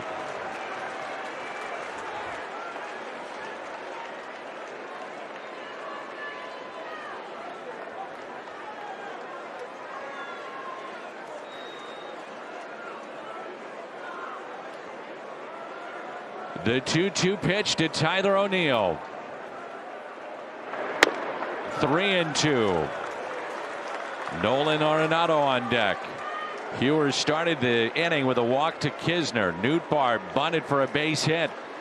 Edman then bunted to move the runners up. The intentional walk to Goldschmidt. A wild pitch. And now second and third with one out. And a full count on one of the hottest players on the planet in Tyler O'Neill. And he just threw him 3 changeups in a row. I think Contreras realizing he really hadn't had control of any other pitch yet. And the 3-2 pitch to O'Neill. Here it comes. O'Neill chops it back to Hoyer. He dropped it. A run will score. And out at first, O'Neill. And that makes it a 4-2 St. Louis lead. Nootbaar off with contact, and the Cardinals lead it 4-2.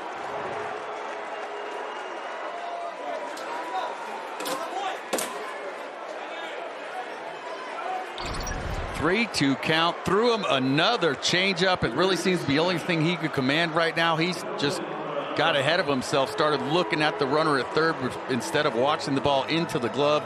Made a mistake, and we get a run. They barely got O'Neill at first base.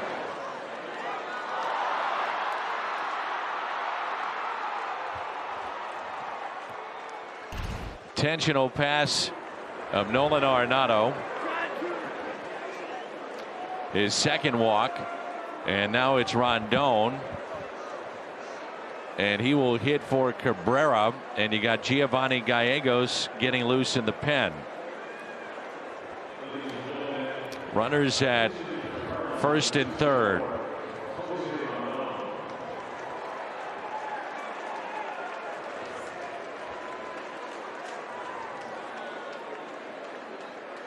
Well, despite what he shows me, I think from what I've seen, he's going to try to get the out with the changeup.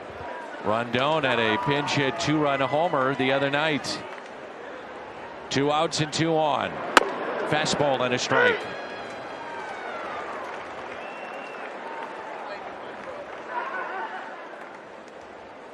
All right, showed me the fastball.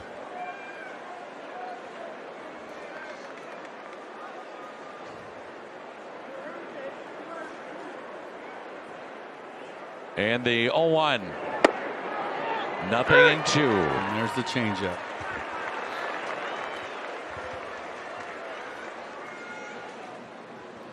Giovanni Gallegos will be asked to get the final 3 outs and make it 16 in a row. Well, I've seen him overcook 2 or 3 sliders. There's a runner on third, so I can almost guarantee I'm not getting that. The 0-2 pitch. Rondon pulls it foul.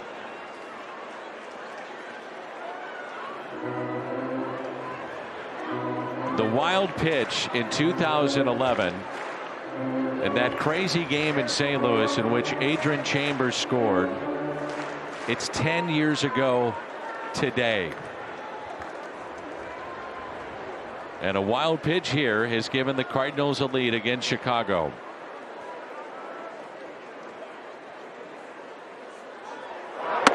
And a strikeout of Rondon. The backswing got the catcher Contreras. The Cardinals pick up 2 in the top of the 9th. Kisner scoring on a wild pitch. Nootbaar to follow. And they're looking to make it 16 in a row.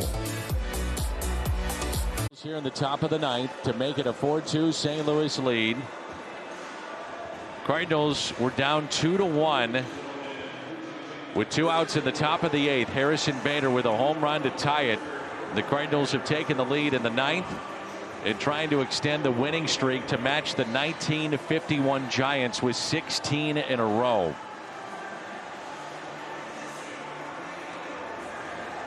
Well, Gallegos during this stretch has been really good.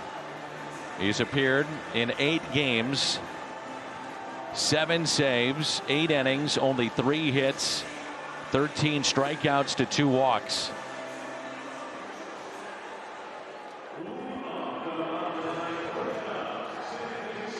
The Chevy called to the pen. Gallegos to face David Bote as the Cardinals are looking to put an exclamation point on a perfect road trip and make it 16 consecutive wins.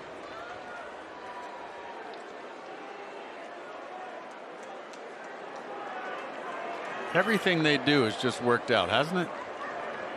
They're finding every which way to win a game, and potentially now with a wild pitch scoring the go-ahead run, but still 3 outs to go. Anything can happen at Wrigley. And the first pitch by Gallegos. Nasty in there for a strike. Bote, sac fly, run batted in the 4th. Single off of Cody Whitley in the 7th and was hit by a pitch early on base 2 times. Austin Romine at the on deck circle.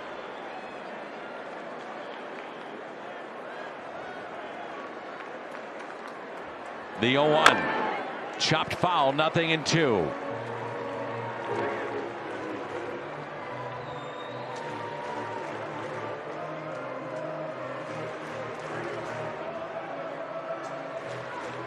Well, he's throwing them 2 sliders in a row, and the good thing for Gallegos, that's not even his good nasty one yet.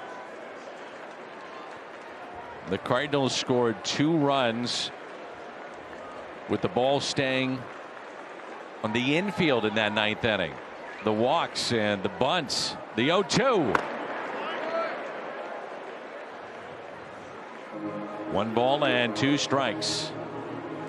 Good job of Bote fouling that one off. That was the good one there.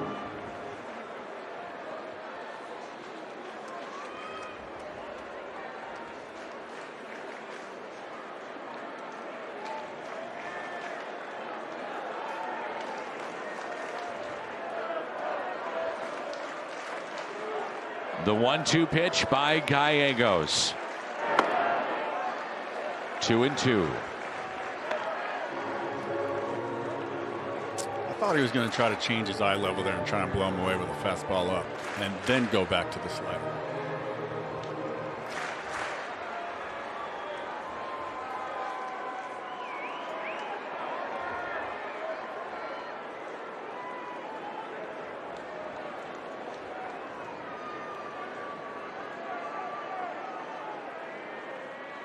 The 2-2 pitch by Gallegos to David Bote. Slider again, 3-2.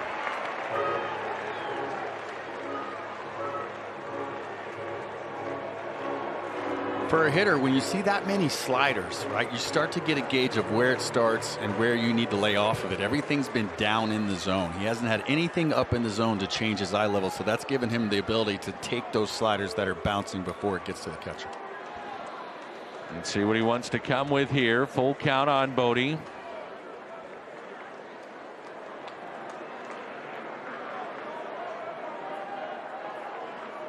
Three-two.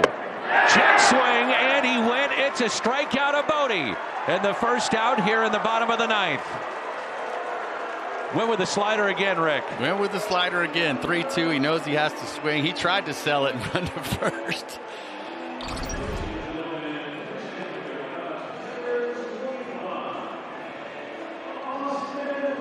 He knew he didn't hold up on that. He's just trying to sell that thing. But what a good, sharp slider from Gallegos on that 3-2 pitch.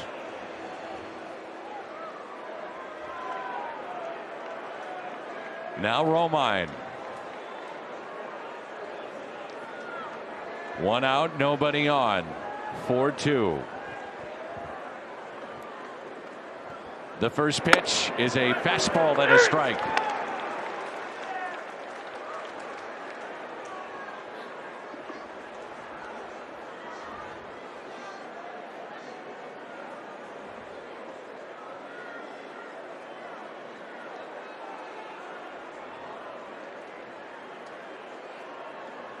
The 0-1. Nothing in 2.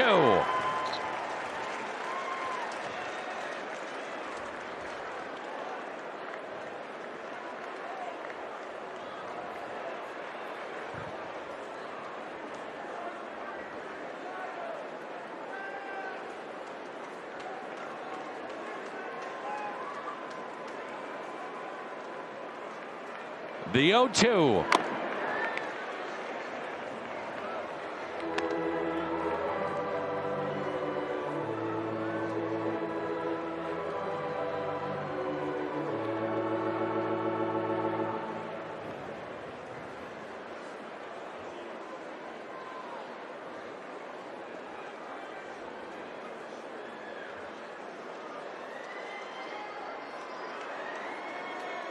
The 0-2 pitch by Gallegos to Romine. Outside.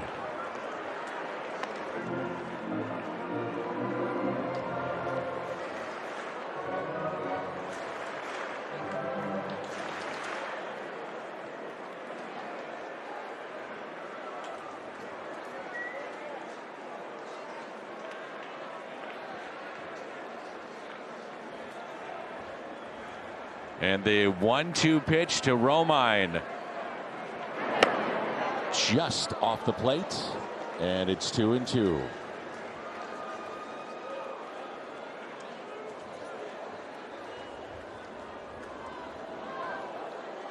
Down 2-1, 2 outs, nobody on in the top of the 8th. Harrison Bader tied it up with a home run, and the Cardinals have picked up 2 runs in the 9th and have a 4-2 lead. The 2-2 pitch to Romine from Giovanni Gallegos. Slider again.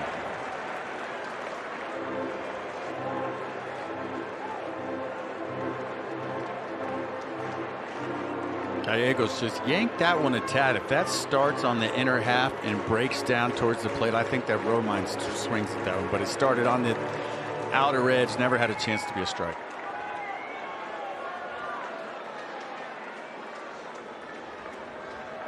Gallegos trying to make it 11 saves here in the month of September. Went to 3-2 on Bodie. Now a 3-2 pitch to Romine. Here it comes. And the tying run will come to the plate. 1-out walk to Romine. Wow, what a take.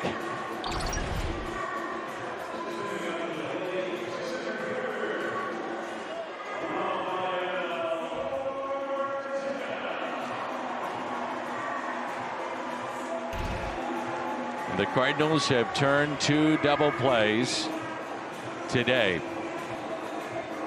in this 15-game winning streak. If you include today, that's 19 double plays turned during the run.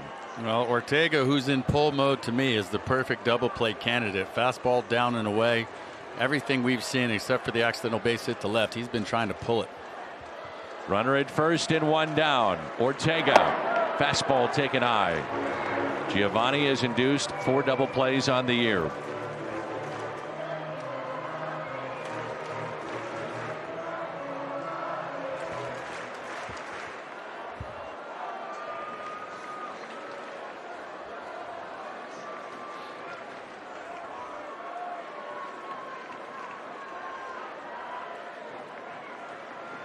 The 1-0. 2 balls, no strikes. You got Schwindel on deck.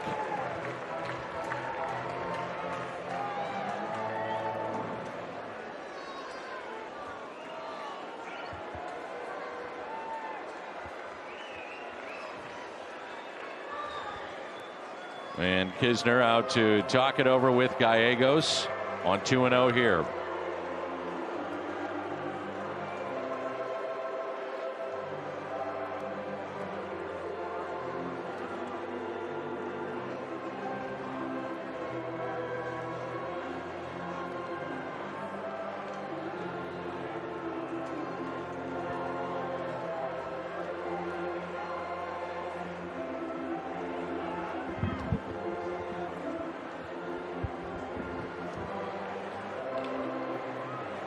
The last team to win 11 or more road games in their final road ball games to finish up that season was back in 1887, the Philadelphia Quakers. They've won 10 straight road games, and today the final road game of the season, trying to make it 11 and 16 overall. The 2-0 pitch to Rafael Ortega.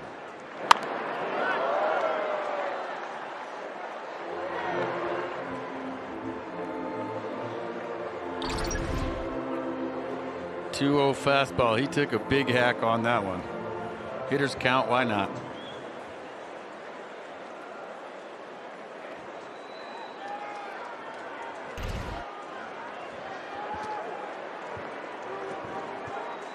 The 2-1 pitch to Ortega with a runner at first.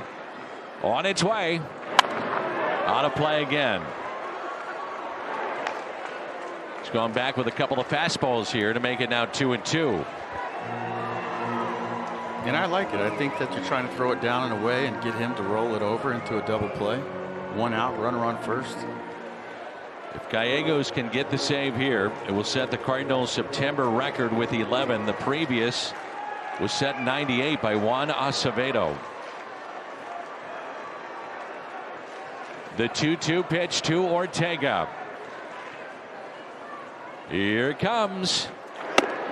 Fastball high, 3-2.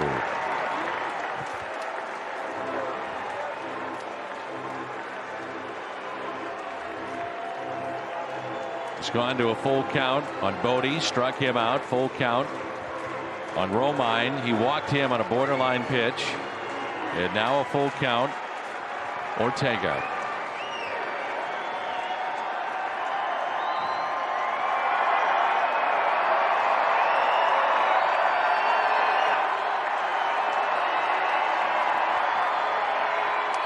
Romine is running, and the pitch is taken for a ball outside. Back-to-back walks.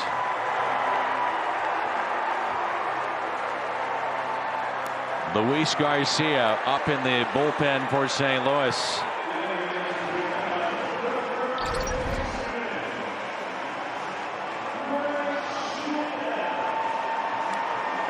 And you get one of the hottest hitters for the Cubs in home run power coming to the plate in Frank Schwindel.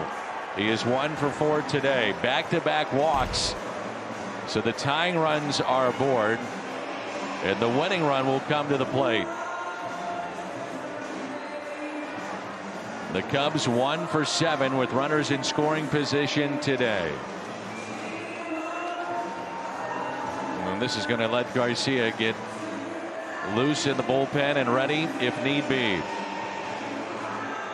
Long visit with Gallegos, Edman, the infield, Kisner, and Mike Maddox.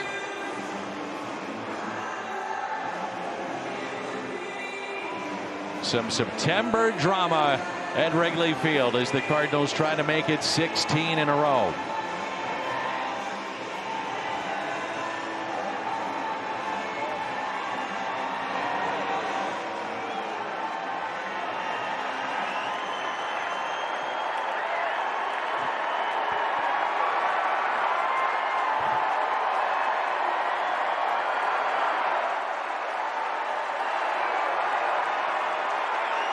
Fans on both sides of the rivalry, they're up. 1 out and 2 on. First pitch to Schwindel. Bounced.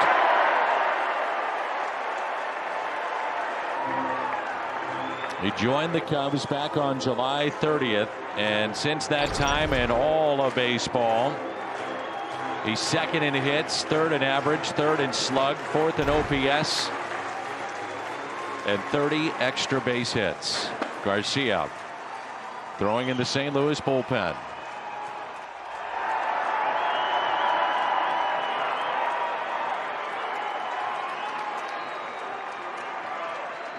The 1-0. Schwindel gets underneath it, popped up.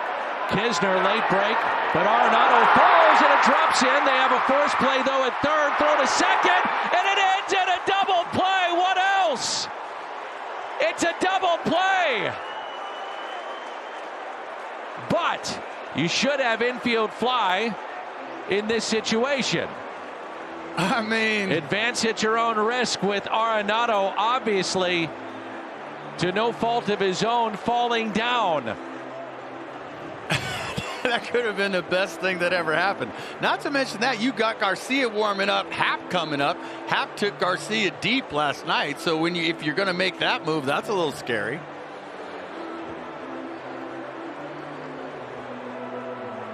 You advance at your own risk on that play.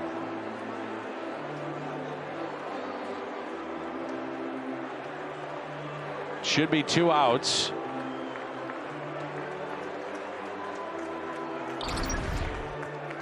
And Mike Schilt will get an explanation here. Arenado's slipping. Thank goodness he's all right. Lands in fair territory.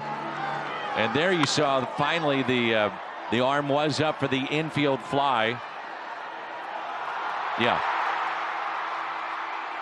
So Tommy Edman, he tags the runner here. So was time called at that point? Goldie knew the situation because you advance at your own risk. You can read Mike Schilt saying, why did you call time? The ball is in play. Time should not have been called. You advance at your own risk. Absolutely. Should be a double play.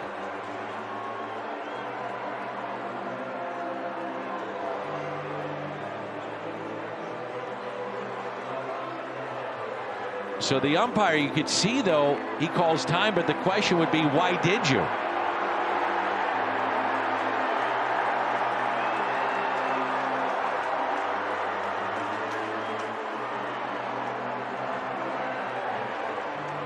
And Edman tagged the runner and give him all the credit in the world to understand that the ball is still in play. It's live. You advance at your own risk. I felt like he just said, I know, but that's what happens. Unfortunately, it's what we called.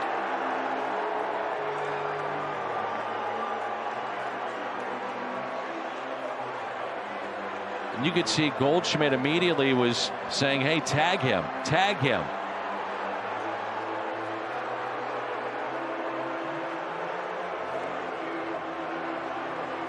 And I think he's saying you're right on the infield fly, but you're wrong there.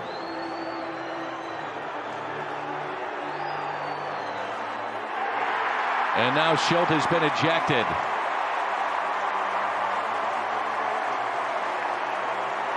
But that ball, when it lands, that's live.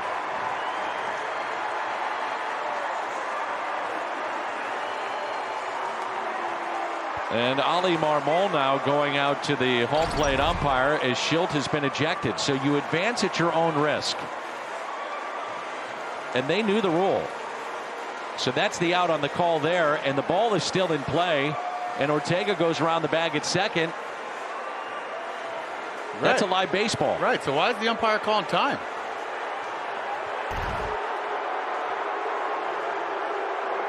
And I think what Mike is saying, okay, I've been ejected. Now I want to have Ollie go out and get an explanation of this. So the runners advance to second and third, but that should not be the case.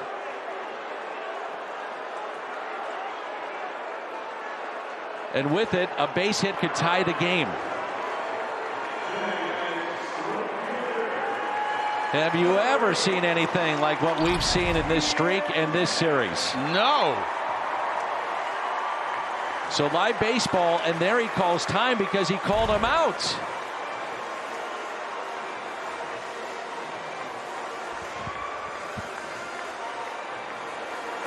So the umpire, he messed it up on both fronts. Wow. 5th ejection of the season for Schilt, and now the runners advance. How, I don't know. To second and third, and there's 2 away, and a base hit could tie it up.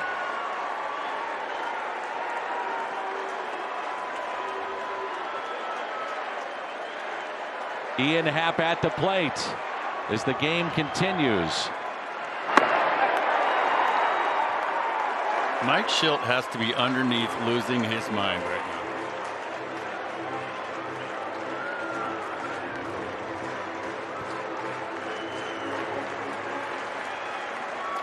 now. A shift on here for Happ.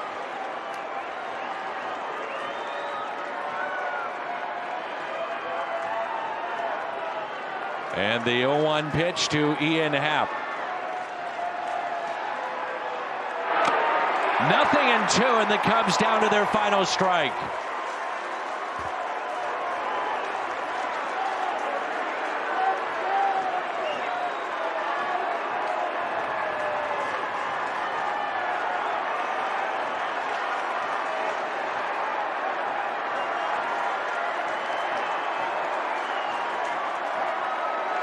Gallegos trying to end it here.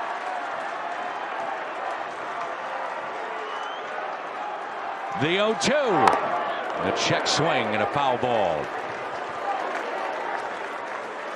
For that pitch, you see Stubby motioning to infielders, outfielders, throw them out at home. Second and third, throw them out.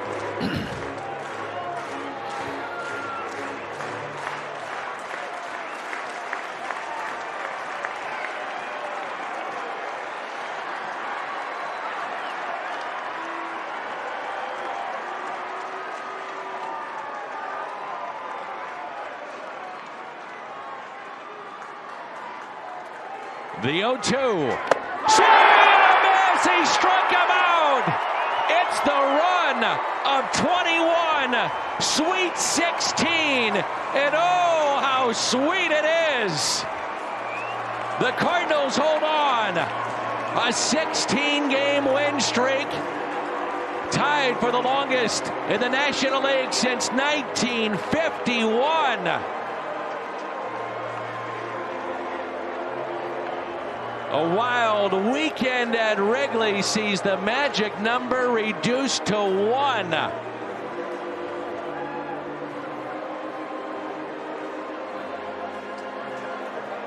Oh, what a ride this has been. And the Cardinals are now 87-69. And the magic number is at 1. And they'll take on the Brewers Tuesday. What a ride. Wow. They hold on. A final of 4-2. Mike Schilt, he is fired up. We all are. Post-game show comes your way next.